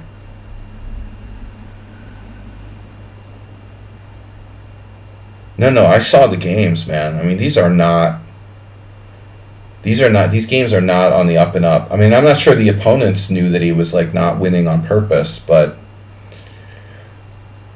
this is rampant, man. It's rampant. Rampant cheating going on. The guy should be like 2475, not 2375. But he's like not that strong either, you know. And he was lucky to beat me. I was in good form, and I really would have, you know, I should have held on for a draw. If it pays well, yeah. I mean, he's going to run out of rating points pretty soon. That's the problem with these guys who like sell their rating points. It's hard to get them back, you know. Now he can't get invited to like play in Washington anymore because he's like dumped his rating down to 2375. So he's like reduced to like, I don't know, Kazakhstan and I don't know, Tatarstan or something, you know. Did you guys know Grandmaster Raset Ziatnov is 2080? It's like a 60-year-old Grandmaster has like dumped his rating down to 2080. I saw there was some IM tournament being broadcast on lichess. I mean, give me a break, man. The guy's not even like much over 60. And he was never a really strong player, but I mean, you know, 2300 minimum. He's playing in India in an IM tournament and his FIDE rating is 2080. Are you fucking kidding me? You know? That's not, you know, it's like, dude, you sold all your rating points and now you're 2080. What's he going to do now, you know, like be 1900 and like getting paid to play in like, you know, under 2000 tournaments as a grandmaster? FIDE, you know, lichess has these like things in place for people who like dump rating and stuff. But it seems like in like real chess, there's no guardrails in place. I mean, people get banned on lichess all the time for like rating abuse or whatever. Do you ever see people get banned from FIDE? I mean, if a tournament is dubious or something, maybe the tournament gets investigated. But you never hear about people like getting like, you know, banned from FIDE for selling games as an individual or something.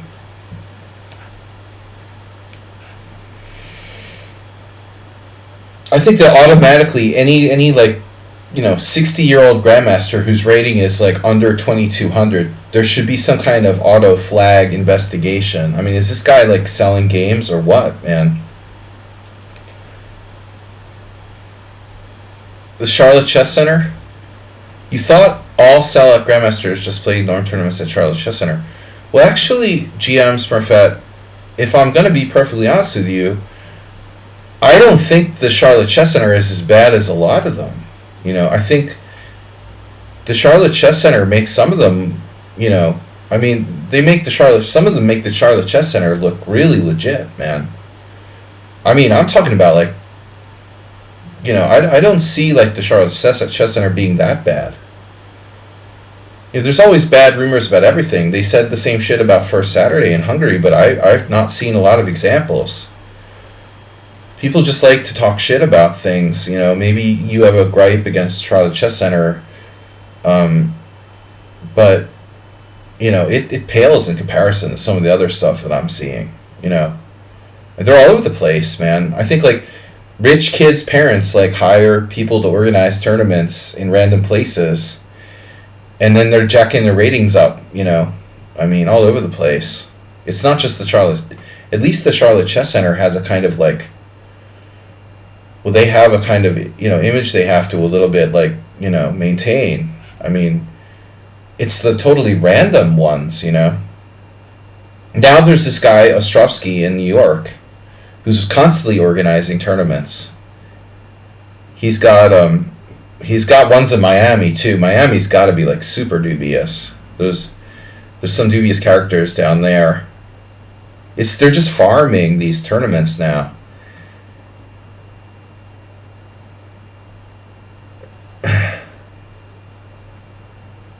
A lot of people used to talk shit about First Saturday, but I never saw much more than a handful of suspicious games. But I mean, parents, like, you know, organizing tournaments for their kids to get like norms and shit. It's really gotten out of control. I mean, I realized this like looking at Novik's games. I think you could follow like a handful of players and really see. A lot of the U.S. juniors are pretty sketchy.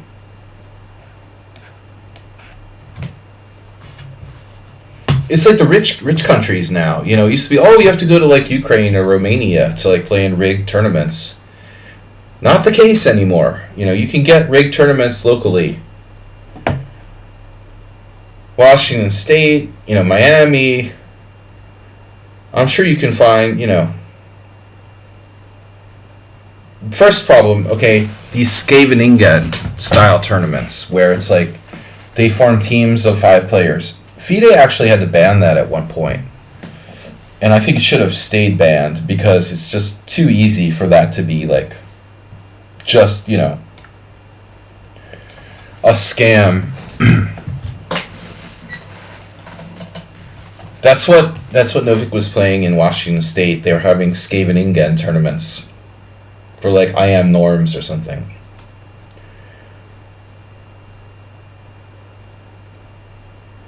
The Scheveningen team tournaments of like 5 players against 5 players, very dubious.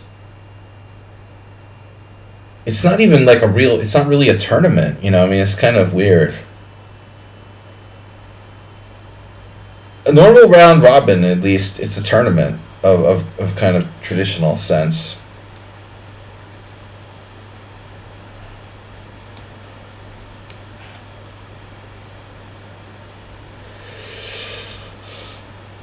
But I'll tell you one thing, a rating swap party, exactly.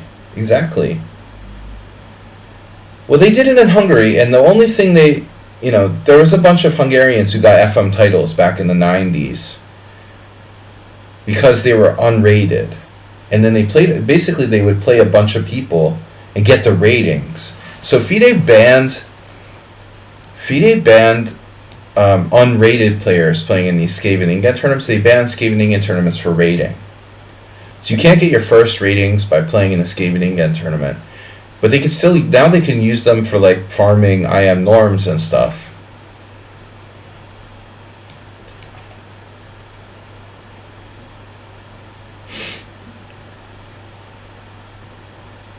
Corruption is just unlimited.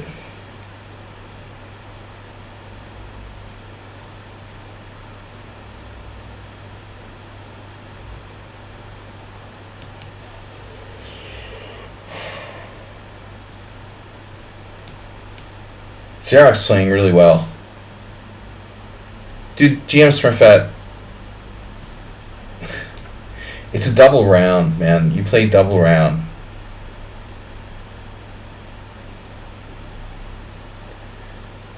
You play the same players twice with each color, so it balances out.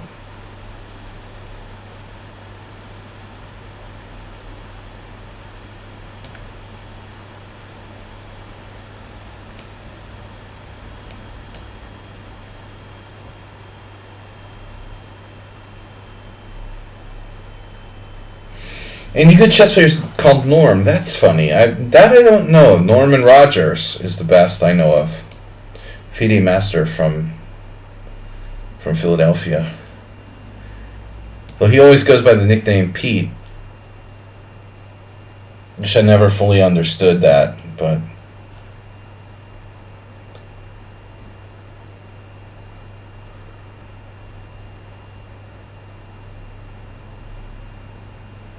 Queen F3.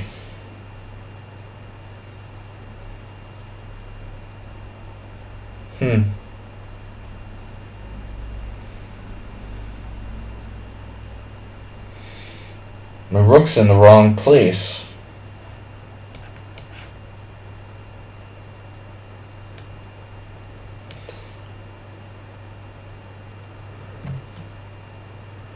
Kate can be short for Bob.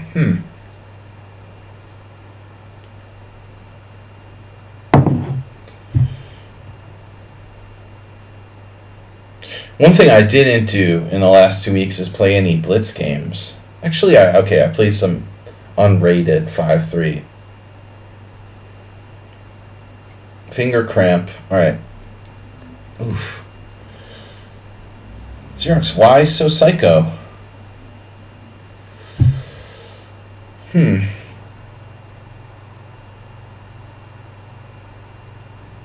E1 or Rook F1?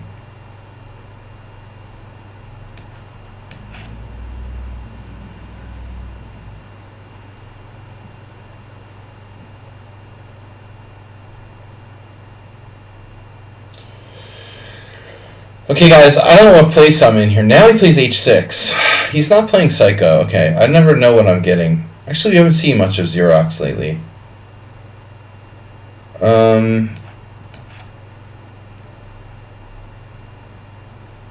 He likes to resign or like move his knight back and forth from like B8 to C6 to B8 to C6 in the first 10 moves and stuff. I think we're seeing a very solid version here today.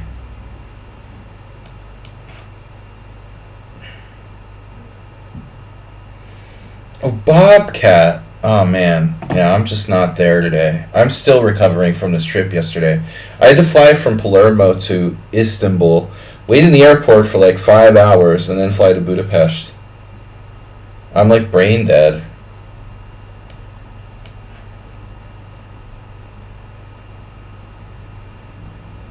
This is the solid Xerox.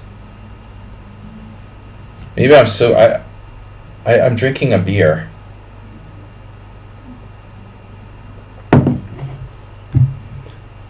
Skavidingan tournaments are double round.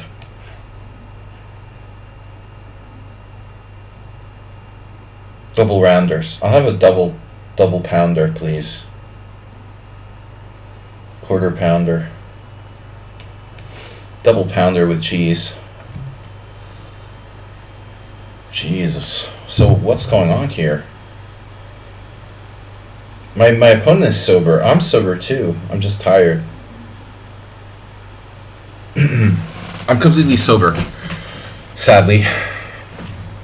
I've been completely sober since like the last 12 days. Again, sadly. I took this tournament very seriously. As I said, one day I had too much wine, but it wasn't even, that wasn't like totally over the line. I was right on the line of drinking too much, but I managed to pull myself back before I went too far. The problem with the venue was that they had like unlimited wine and beer at dinner and even lunch, I think. Of course, I never drank any alcohol before the games, but I could have, theoretically, some of the arbiters like drinking wine and beer like before the play started. If I was like Igor Ivanov or something, I would have been drinking. But at dinner, it was very tempting to have like unlimited beer. And what surprised me was like a lot of like these retarded German zombie guys, like the people over 65. I was surprised by there were some Czech and German people who couldn't pour beer from like a tap. I'm like, how can you be from Germany or Czech Republic and not know how to pour a beer properly? I was like, dude, are you serious? There was this one really annoying guy who I remember from last year from Germany, and he was just like a retard, and of course he like couldn't operate the beer tap properly. I mean, come on. The Czechs were better than the Germans in general in the beer pouring competition. I was joking with Janza about it, actually. Janza's like 80 something. He came to like get a beer, he knew how to operate the beer tap properly. Because he's not like 1700. I mean, you have to be a grandmaster, man, to learn how to operate a beer tap, and you have to be like a legendary grandmaster.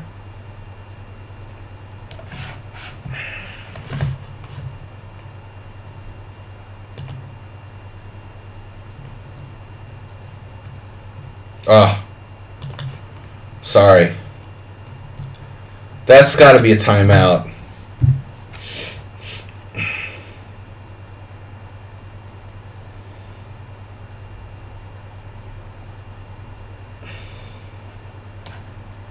No, I can't play rook h2. Oh my god. I'm sorry to have to time you out, but it hurts me, really, to my core.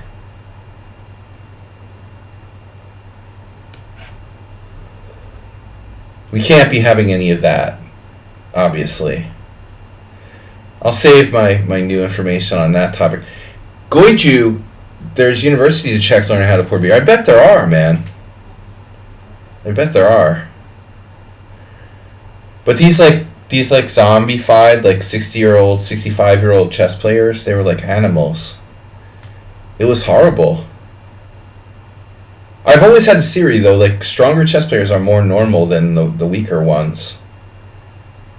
It's kind of like, it's one thing to like play chess all the time, you know, but why would you want to do it unless you were really good? Check, check, check, check beer. This could get kind of sharp, I'm afraid. I'm going to go for it.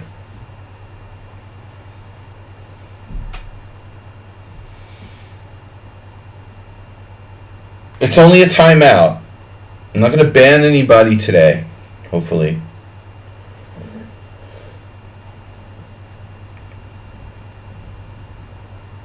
And I hope that we're obviously referring to the Joker, you know, no one else. But no references to idiots on my stream. Alright.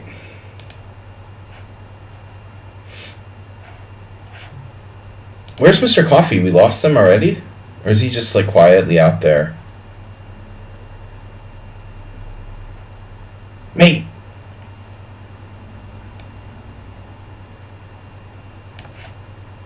Where's the mate?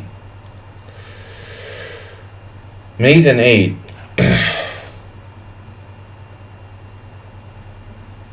Okay, so this gets sharper than I had really ideally been hoping for. He's got his rooks, you know, coming down on me, but clearly white is not in any danger unless I do something totally stupid. Yeah, on the other hand, there are realistic possibilities for perpetual check for my opponent. So I think we want to be like thoughtful about this. I almost played rook f6. I'm like, oh, rook f6. Hey, that's a good move. Silent Guardian. Alright, Dr. Tripchance. That's okay. I'll let the Batman, I'll let the Batman go. You know, if you are going to make like Joker references, please clarify it is a reference to the Joker. No one else.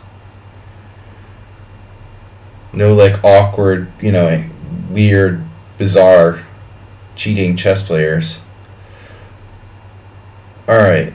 Rook f7, check, king up, king up, king up. I could do that. Do you want to do that? Is that crazy? This is crazy, dude. I must be out of my mind. There has to be a problem here.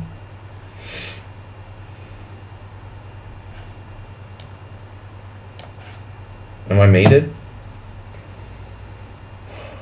Shit.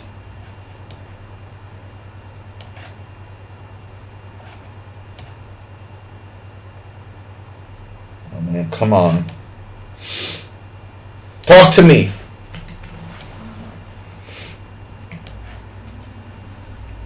Okay, he's done this kind of shit before, you know. Oh no. He scammed me before. King up. Check.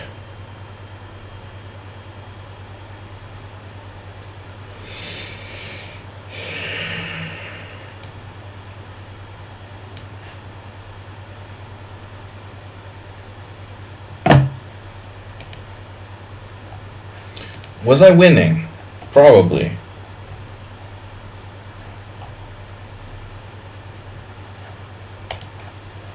Maybe not. No. So it was a draw. Okay.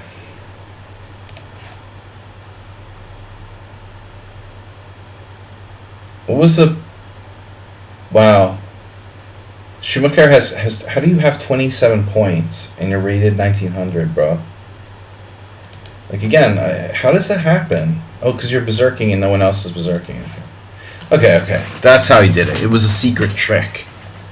Rook G7 is not perpetual check?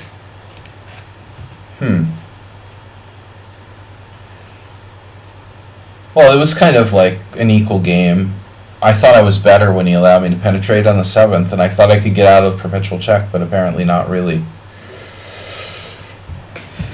Yeah, the Dark Knight, I mean, that was good, man. Those are the best, I think they were the best Batman movies, probably, objectively.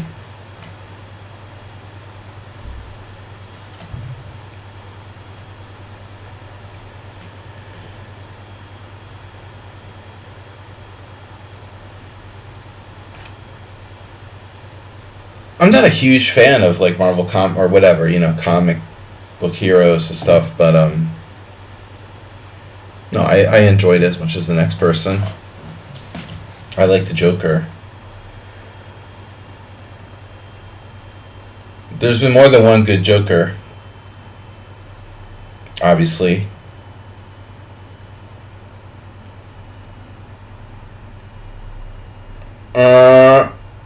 Masturbate's in 6th place, so not a really high rated tournament today. What's up? Oh, most people just like signed up and didn't play. What's up with that? Why is there so many people who like wait? Oh, I forgot. I thought like Xerox was Shockey. Alright. I said Xerox moved his knight back and forth. I'm confusing Xerox with Shockey. Yeah, even Jack Nicholson was fantastic, of course. Like, has Jack Nicholson ever made a bad movie? Seriously.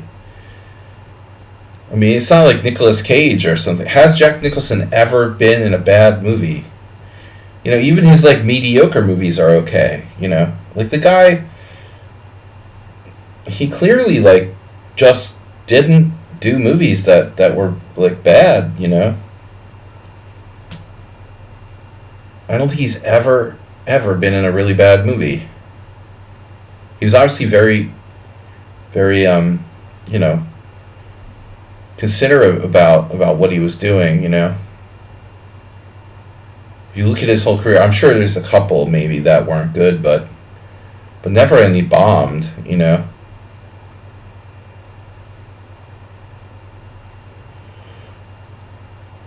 There's so many actors who are like terrible in so many terrible movies, Just Nicolas Cage, just one example, but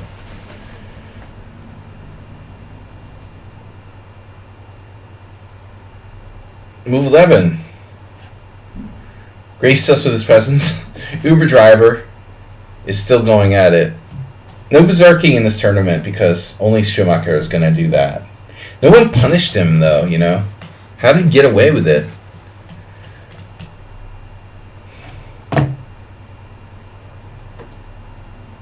Even I Only Play for Fun didn't berserk. Obviously, like, Schumacher, it's very important to him to win the tournament. He's not here to play quality chess. He's here to win the tournament. I mean, he has a job and he does it. Even Azerbate didn't berserk. Azerbate will not berserk unless berserked upon. Apparently.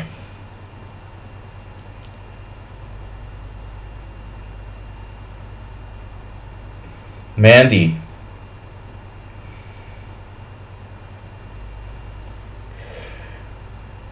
I really kind of like passionately hate Nicolas Cage, but I think the only movie I really didn't hate was Color Out of Space, just because I like Lovecraft. It wasn't that bad. Like, he wasn't that bad in that movie. For a sort of Hollywood Lovecraft adaptation, I mean, it wasn't that bad. We'll take what we can get, I was really upset when I found out like they're giving his role to Nicolas Cage when that movie was like being produced or whatever. I was like, oh my god, not Nicolas Cage, you're ruining it already. But he didn't do that bad.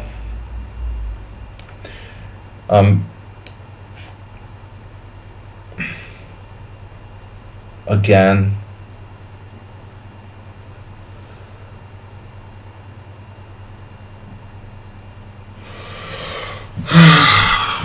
alright. No berserk. Ulf is reloading.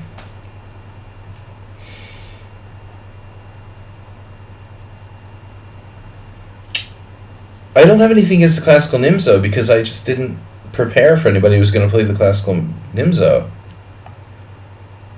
Lovecraft loving household. Well, dude, have you seen this new movie, Suitable Flesh? Nedog?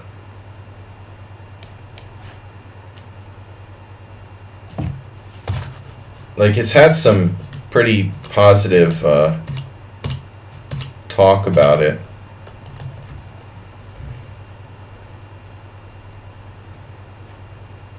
Like an adaptation of The Thing on the Doorstep. There's another one of those, which was actually decent. Because, like, they're never going to give Guillermo del Toro the money to frickin' make a proper Lovecraft movie. He wanted to do At the Mountains of Madness, and Hollywood wouldn't bankroll him, which is really sad. Imagine if Guillermo del Toro could do a proper, like, Lovecraft movie with a proper bankroll. The problem is it would be too much of a cult movie, and it just wouldn't maybe do that well with the general audience. I don't know.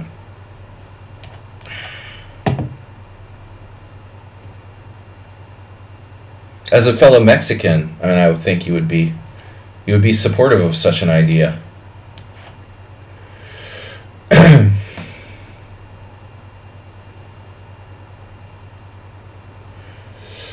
Okay. Bishop f4. I was. Like, in the past was. Still are. Would be.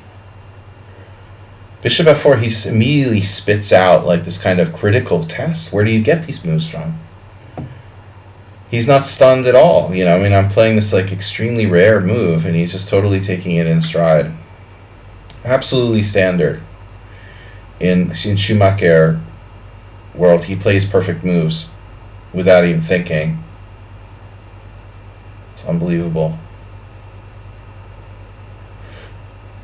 He's like GM level opening prep.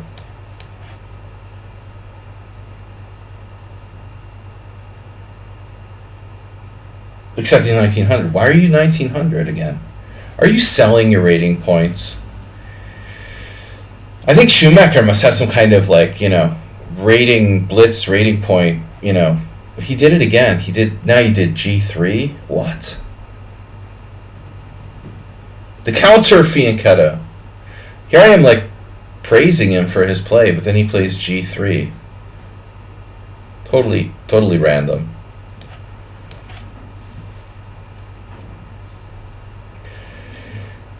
He's obsessed with fianchettoing in the classical Nimzo for some reason. He did this last game. Like, after bishop c6, you want to counter fianchetto.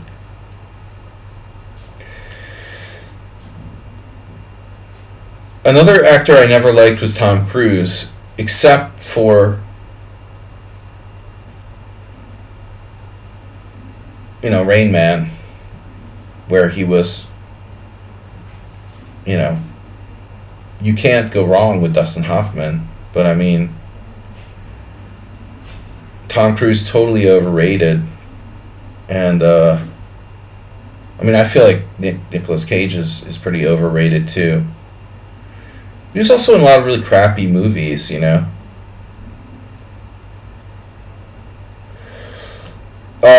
That's not gonna fly. I'm getting a lot of these blunders. You play a great move, bishop f4, looks really good, and then suddenly it's just like hang a piece. Weird. Suspicious. Only played for fun. Finally caught up to me. Half half an hour left. That's an hour. No, I mean, nobody's ever going to argue. I mean, obviously Rain Man is like a legendary movie, but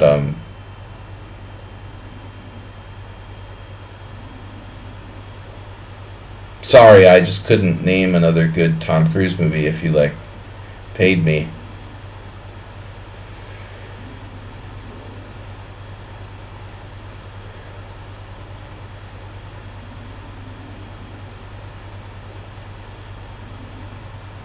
I mean, yeah, they're like sex symbols, or Tom Cruise especially, but I'm not really into that.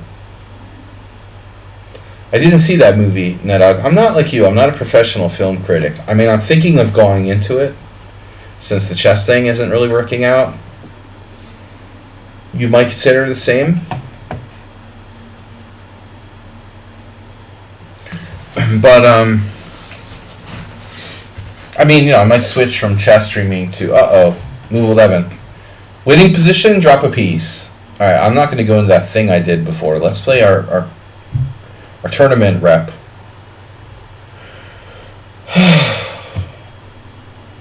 There aren't any good Tom Cruise movies. Haha. Alright, so this was last round preparation. I thought, no, 10th round. Yeah, more surprised me. I thought he was going to play g6 on move 1, and then he played d6, and I was like, that's the last 2 rounds in a row. I was not well expecting what my opponents would do.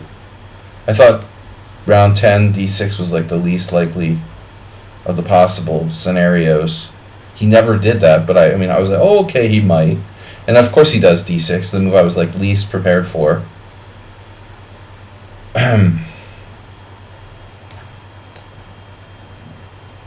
No, I know the move 11 repertoire is pretty set in stone here.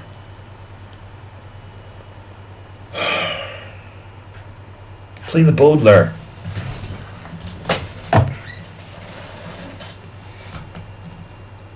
Oh, the French Grandmaster de Grave was playing the Baudelaire. He played a nice Baudelaire in one game. He completely dismantled this Russian guy, Vlasov, and then de Grave fell apart at the end, but he's a nice guy. He seems like a nice kind of sportsman-like player. French Grandmaster.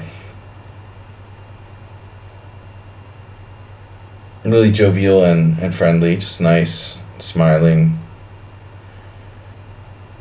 He's kind of shaped like Barney. I have these mean friends who used to call him Barney. He's a nice guy. You shouldn't call him Barney. I mean,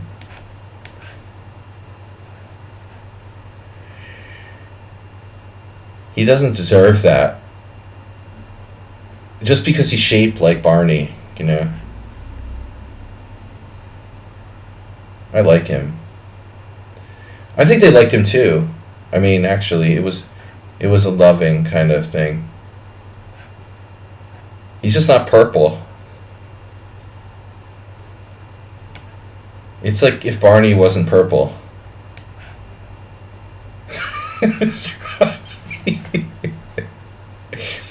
Barney plays the Baudelaire.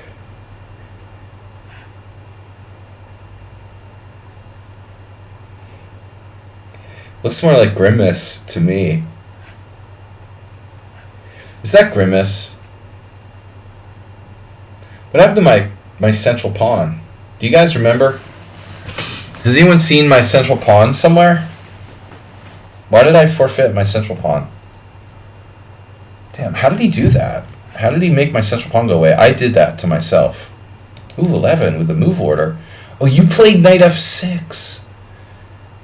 What are you doing? That's what I did in a game. Knight f6 isn't good. I thought we decided that knight f6 wasn't good, and you scammed me. I don't think knight f6 was good. Why are you playing that? Oh, you tricked me. I thought we decided this wasn't good. Am I wrong? Am I misremembering this? So you scammed me because I'm talking about Barney, and I wasn't paying proper attention. You pulled a fast one on me with knight f6. Knight f6, I think we considered that possibility. Acerbate plays like, what? Acerbate sacks a pawn with d5 here. Not recommended. But knight f6 has another problem. I mean, obviously e5. E5, if d5, bishop b5 check, and then bishop d7, knight fd7 are possible, but I don't think it's good, you know, and knight g4 walks into bishop takes f7 check, and I like win a pawn. Alternatively, black can play knight h5, but it's really kind of a little sketch for black, I would say. Both are experts. But essentially I let him achieve like a good white side of the English, essentially. Willem Dafoe has a lot of movies. He's getting too old. Well, dude, what's happening with Nosferatu remake? I have to check. They're supposed to be making another Nosferatu with Willem Dafoe in it. He's going to reprise his role that he did with John Malkovich. I mean, I don't think John Malkovich is involved. But, you know, Willem Dafoe is the perfect Nosferatu. And,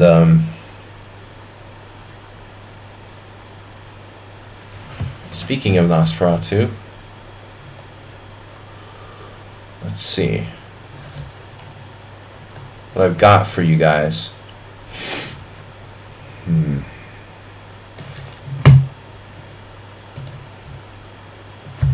Recent.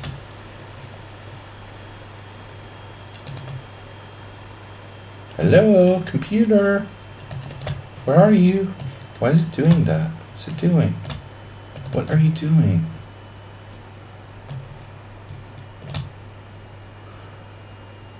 I can't put a JPG file in the...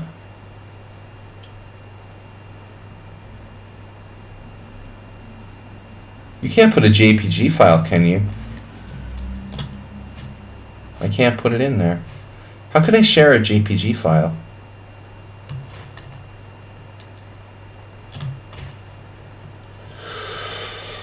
I don't know.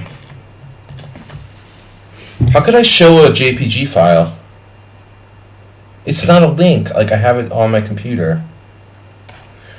Dude, Nedog, really? I mean, are you serious, dude?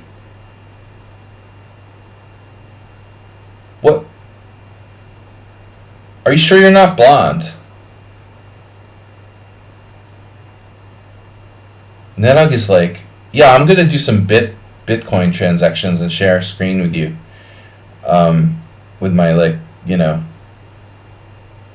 codes and stuff.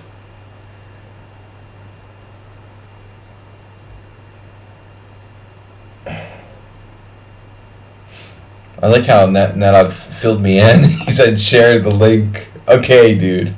I mean, I'm old and, like, not technologically inclined, but I mean, like, seriously? Share the link. Share the love. Post it on Discord. Actually, I'm not logged on. I could do that. Perhaps. I could post it on the Discord, you know, and if someone else wants to share it. I took a photo of our vice champion of 50 plus.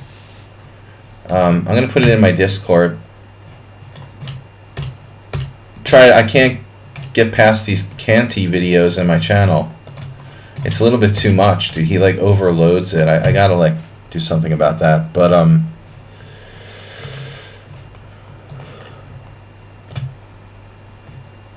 someone can maybe copy it and share it or something.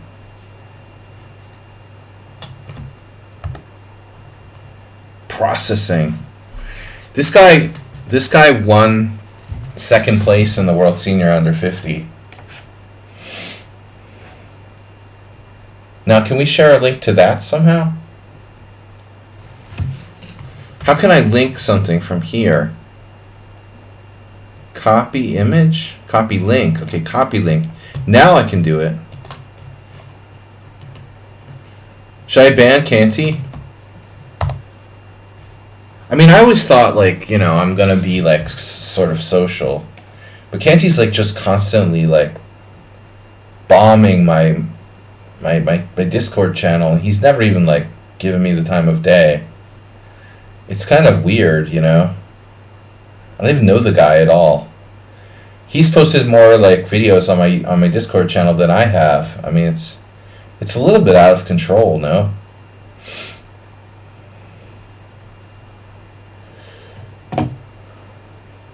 It's unbelievable. This vampire almost won the World Senior 50 plus. He's getting younger.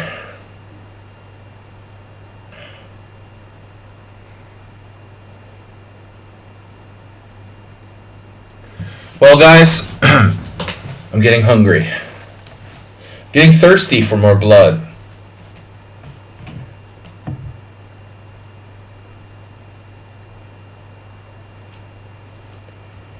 Apparently only Mr. Coffee has appreciated my artwork, my AI creation. But I tell you guys that the FIDE, the great honored FIDE president, he did us the insanely huge honor of gracing the tournament with his presence at the World Senior for like a day and a half. Swab was like, oh, he was in the middle of telling someone that Dvorkovich is in Israel. He can't leave Israel or something. And he walks through the door, like, right as he's saying this. It's unbelievable. I want to make an AI...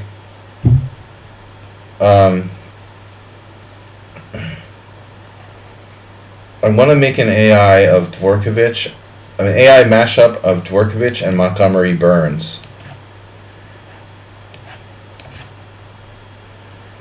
I think it would be, like, fantastic. That's my next project. We don't really like the FIDE governance around here. But I don't think I'm alone in that.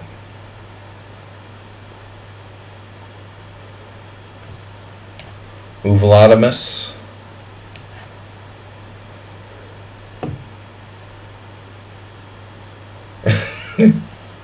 He's not Move 11, he's Uvalotimus. Movopotamus. You guys were talking about, you know, Willem Dafoe, and I thought of Swat Fratu. Because I have Swat's permission to share this image. I wouldn't do it, you know, without it, because he would be, like, beating me up or something. But he liked it.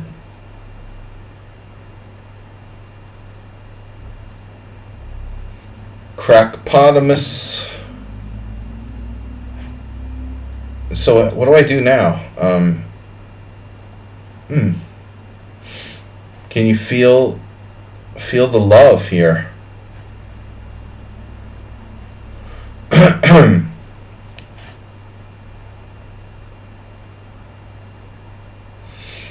Unfamiliar, Neta. That's kind of a big word to use in my chess stream.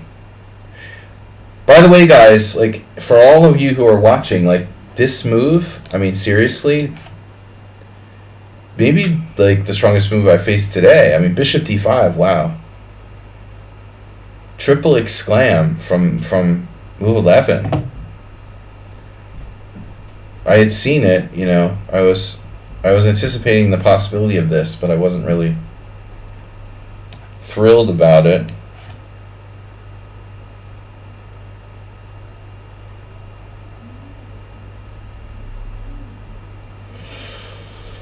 Am I in 4th place yet?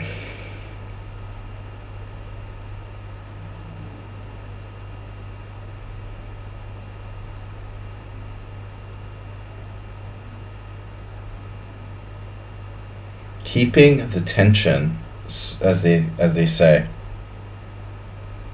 Wow.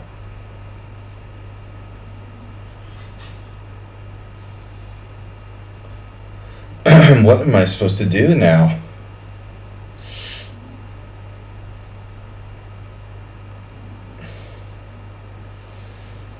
Crackalotomus.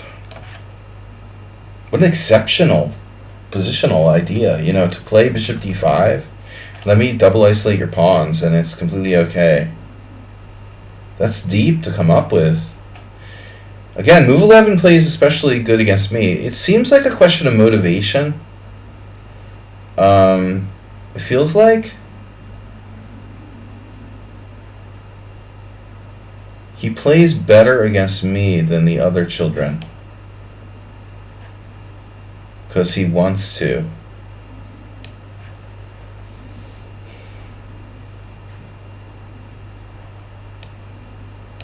Like, more motivated to beat me, he doesn't care as much about the other games, or he's less afraid of me because he's played me so much, you know? I don't know which it is, but it's like one of the above kind of things.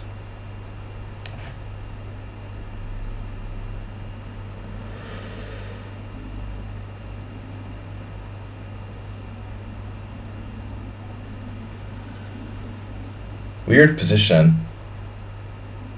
Now waiting for next exclamation point move. I have a few pawns on the wrong color, and so does black.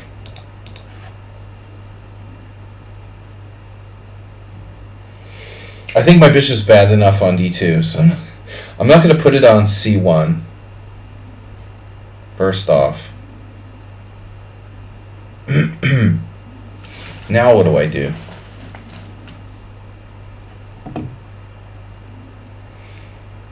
I think it's a draw, but, you know, I'm down a pawn here. Okay, he's only 200 points lower.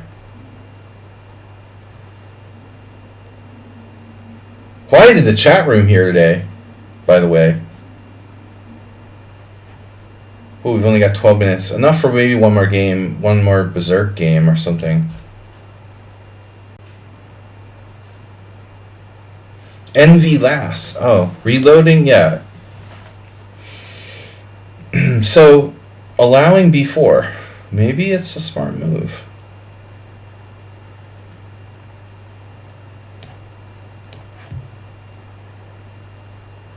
Maybe not.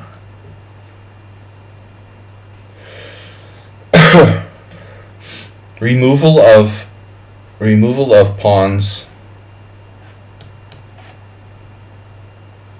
Maybe I went too far now. We'll see.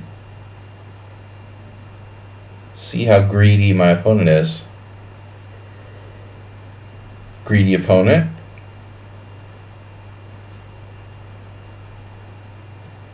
Well, that's not that greedy.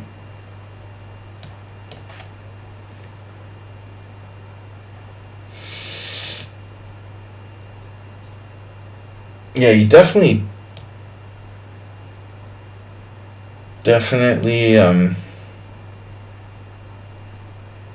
don't want to give me an outside pawn there. He has more pawns, but most of them are on, half of them are on the wrong color, so I'm okay here. Playing for the win.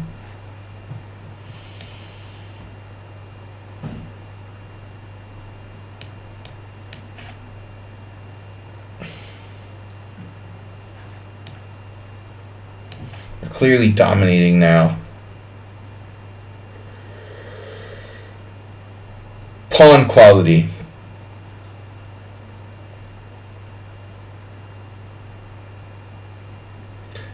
Yeah, an Amazon list of viable options, but remember, I'm in Hungary. So, like, having chairs shipped to Hungary isn't ideal, but maybe you could give me a good idea that I could find something comparable here.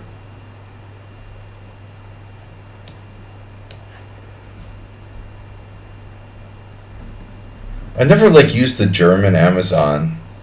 I mean, I guess theoretically I could.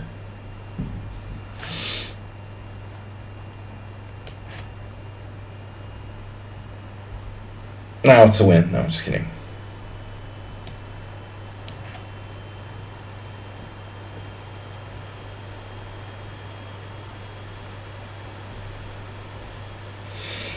I want a chair made of real human flesh.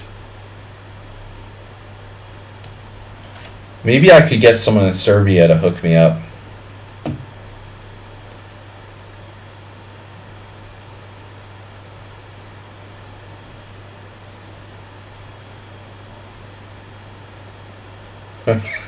I was joking with Adelic about like organ mafia. Like the organ mafia will come after you. If I can't get a chair made of human skin, can I at least get like simulated? Simulated. Did you guys see that like British one of the British like news channels did like a kind of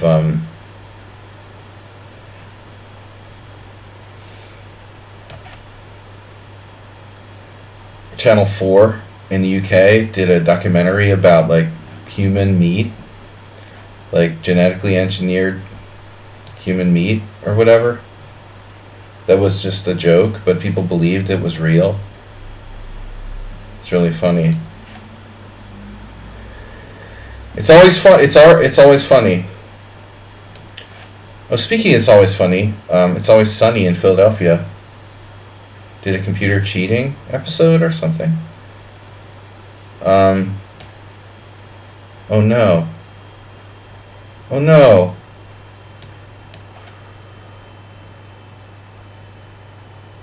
Can I get simulated human leather? The sick humor I have, isn't it? Like, come on. I want simulated human leather. Am I gonna like checkmate myself? I can probably do that. I can arrange that for you. Mate in one. We can arrange that.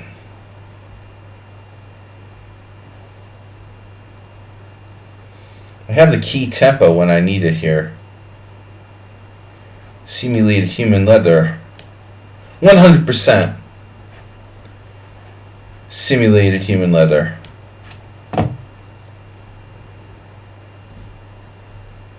Ah, threefold repetition. Amazing that Danny DeVito is still going. But these people in the UK like believe this like sarcastic presentation about, you know, lab grown human meat, you know. I mean, it's just like, wow. If you really can believe that shit, you've got to be pretty far out, man. But that's going to be like my next thing. Developing simulated human leather. Alright, there's got to be a market for that. You know, I mean, seriously. Hannibal the Cannibal's favorite, like, laptop, gaming chair. 100% genetically engineered human leather.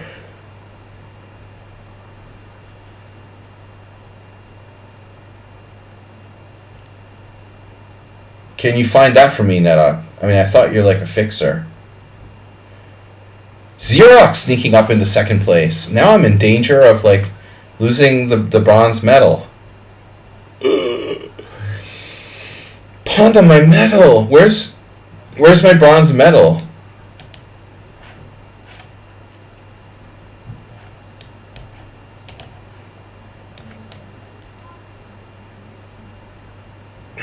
Now Xerox can stall. We gotta play something crazy.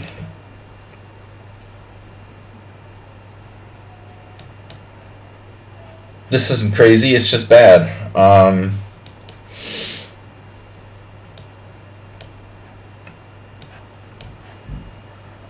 Xerox.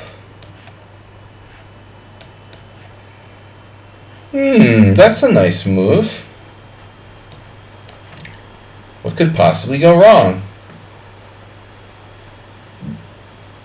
Knight d5. Knight d5, rook d5. Knight d5, rook d5. That's a bit of a problem.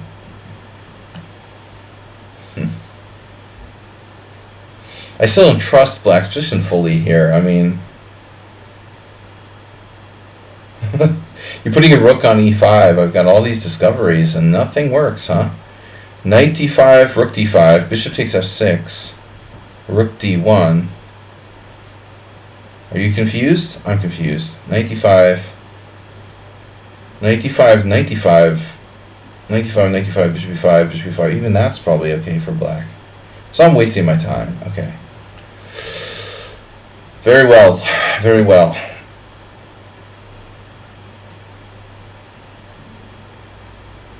Well, we can always well,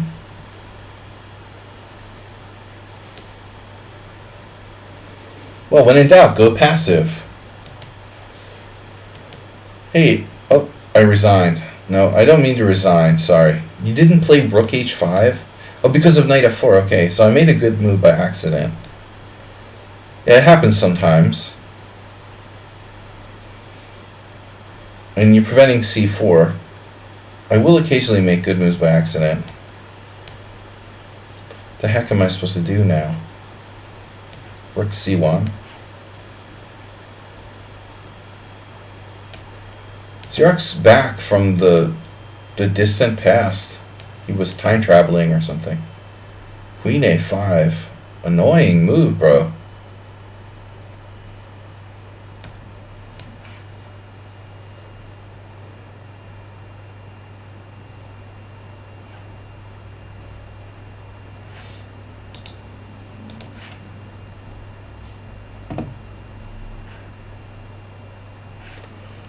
Alright, looks like we're safe.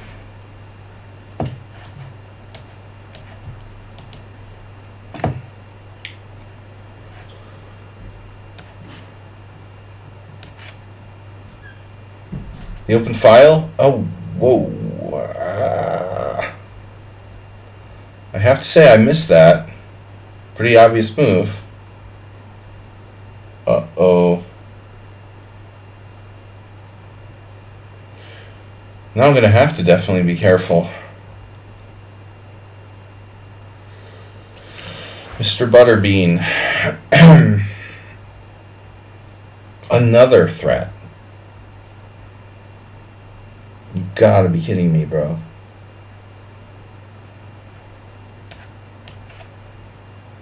He's used like no time for the whole game, and he's like, wow, he's getting stronger.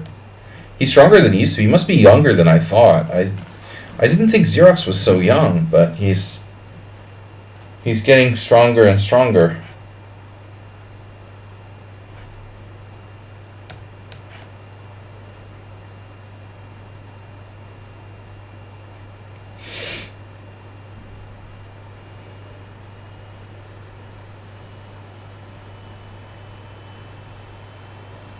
He's in second place.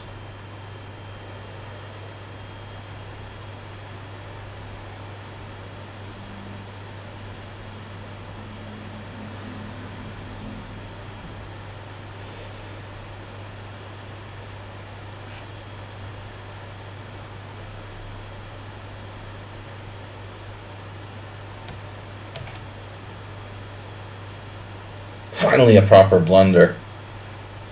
Doesn't matter at this point.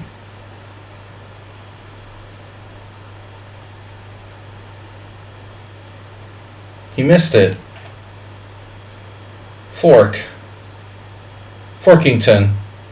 He still got it.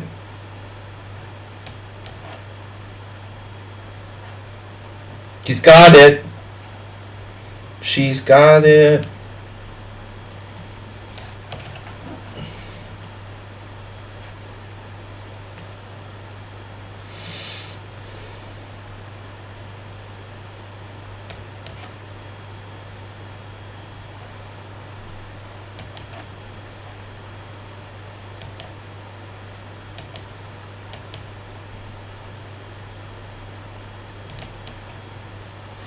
Unbelievable.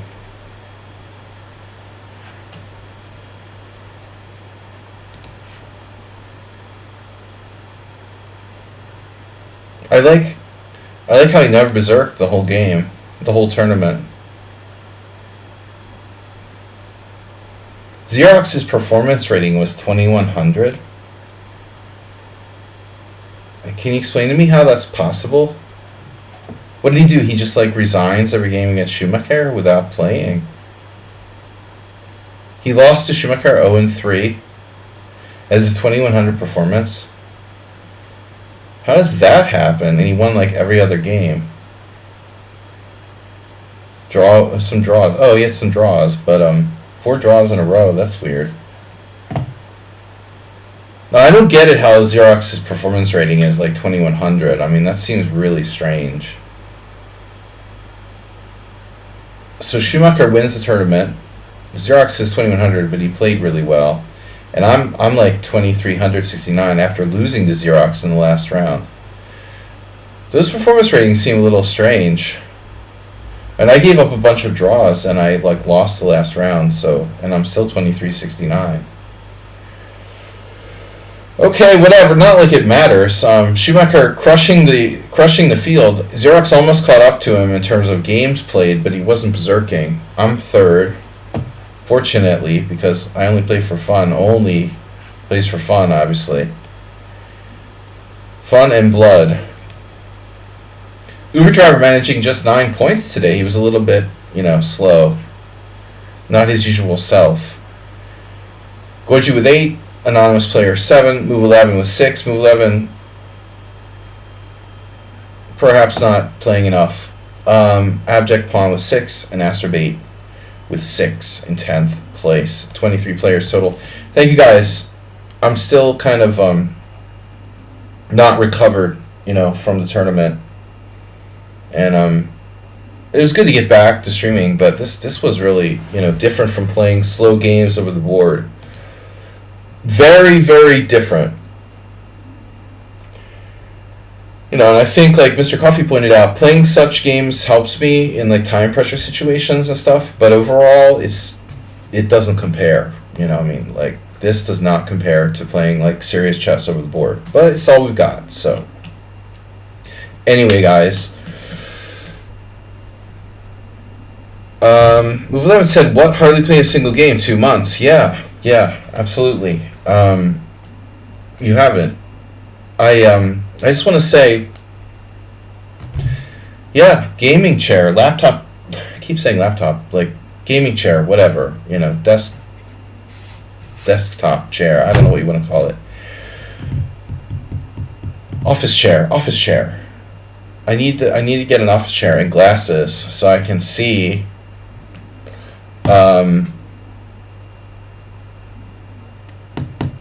Thanks, Percy Hepworth. Our next How to Beat Stronger Players Get a Gaming Chair. Or have your relatives organize tournaments and invite Lithuanian grandmasters to dump points. I think that's probably the realistically best way to gain rating points. But no, I'm gonna start a new fundraiser at some point for gaming chair and glasses. If I could see and sit properly, I'm sitting back. My chair sucks, I really do need a real chair. Anyway, guys, that's our next fundraiser. Thanks for joining us. I sound like I'm drunk, but I'm not. I'm just tired. Whatever. Thanks to Danny DeVito for not being on the show. And yeah, that's about it. I'll see you guys. Well, maybe I'll see you tomorrow morning if I'm up to it. Wednesday streams are always a little bit shaky. Never really found a good fit for Wednesday streams, but we'll try to pull off something tomorrow morning. I'll be back. Thanks, guys, for playing. Congratulations, Schumacher, dominating with his 1900 rating. Very appropriate 1900 rating. And Xerox brutally punishing me in the last round. Thank you, guys. Congratulations. I got the bronze medal, finally. The bronze cup, which I was so seeking a couple days ago. When's my next tournament? I'm playing a team championship game in December. but I don't expect it's going to be a particularly strong opponent. I'll see you guys later. Thanks for tuning in. Thanks for your support. Thanks for subscribing. Those of you that did. Bye-bye.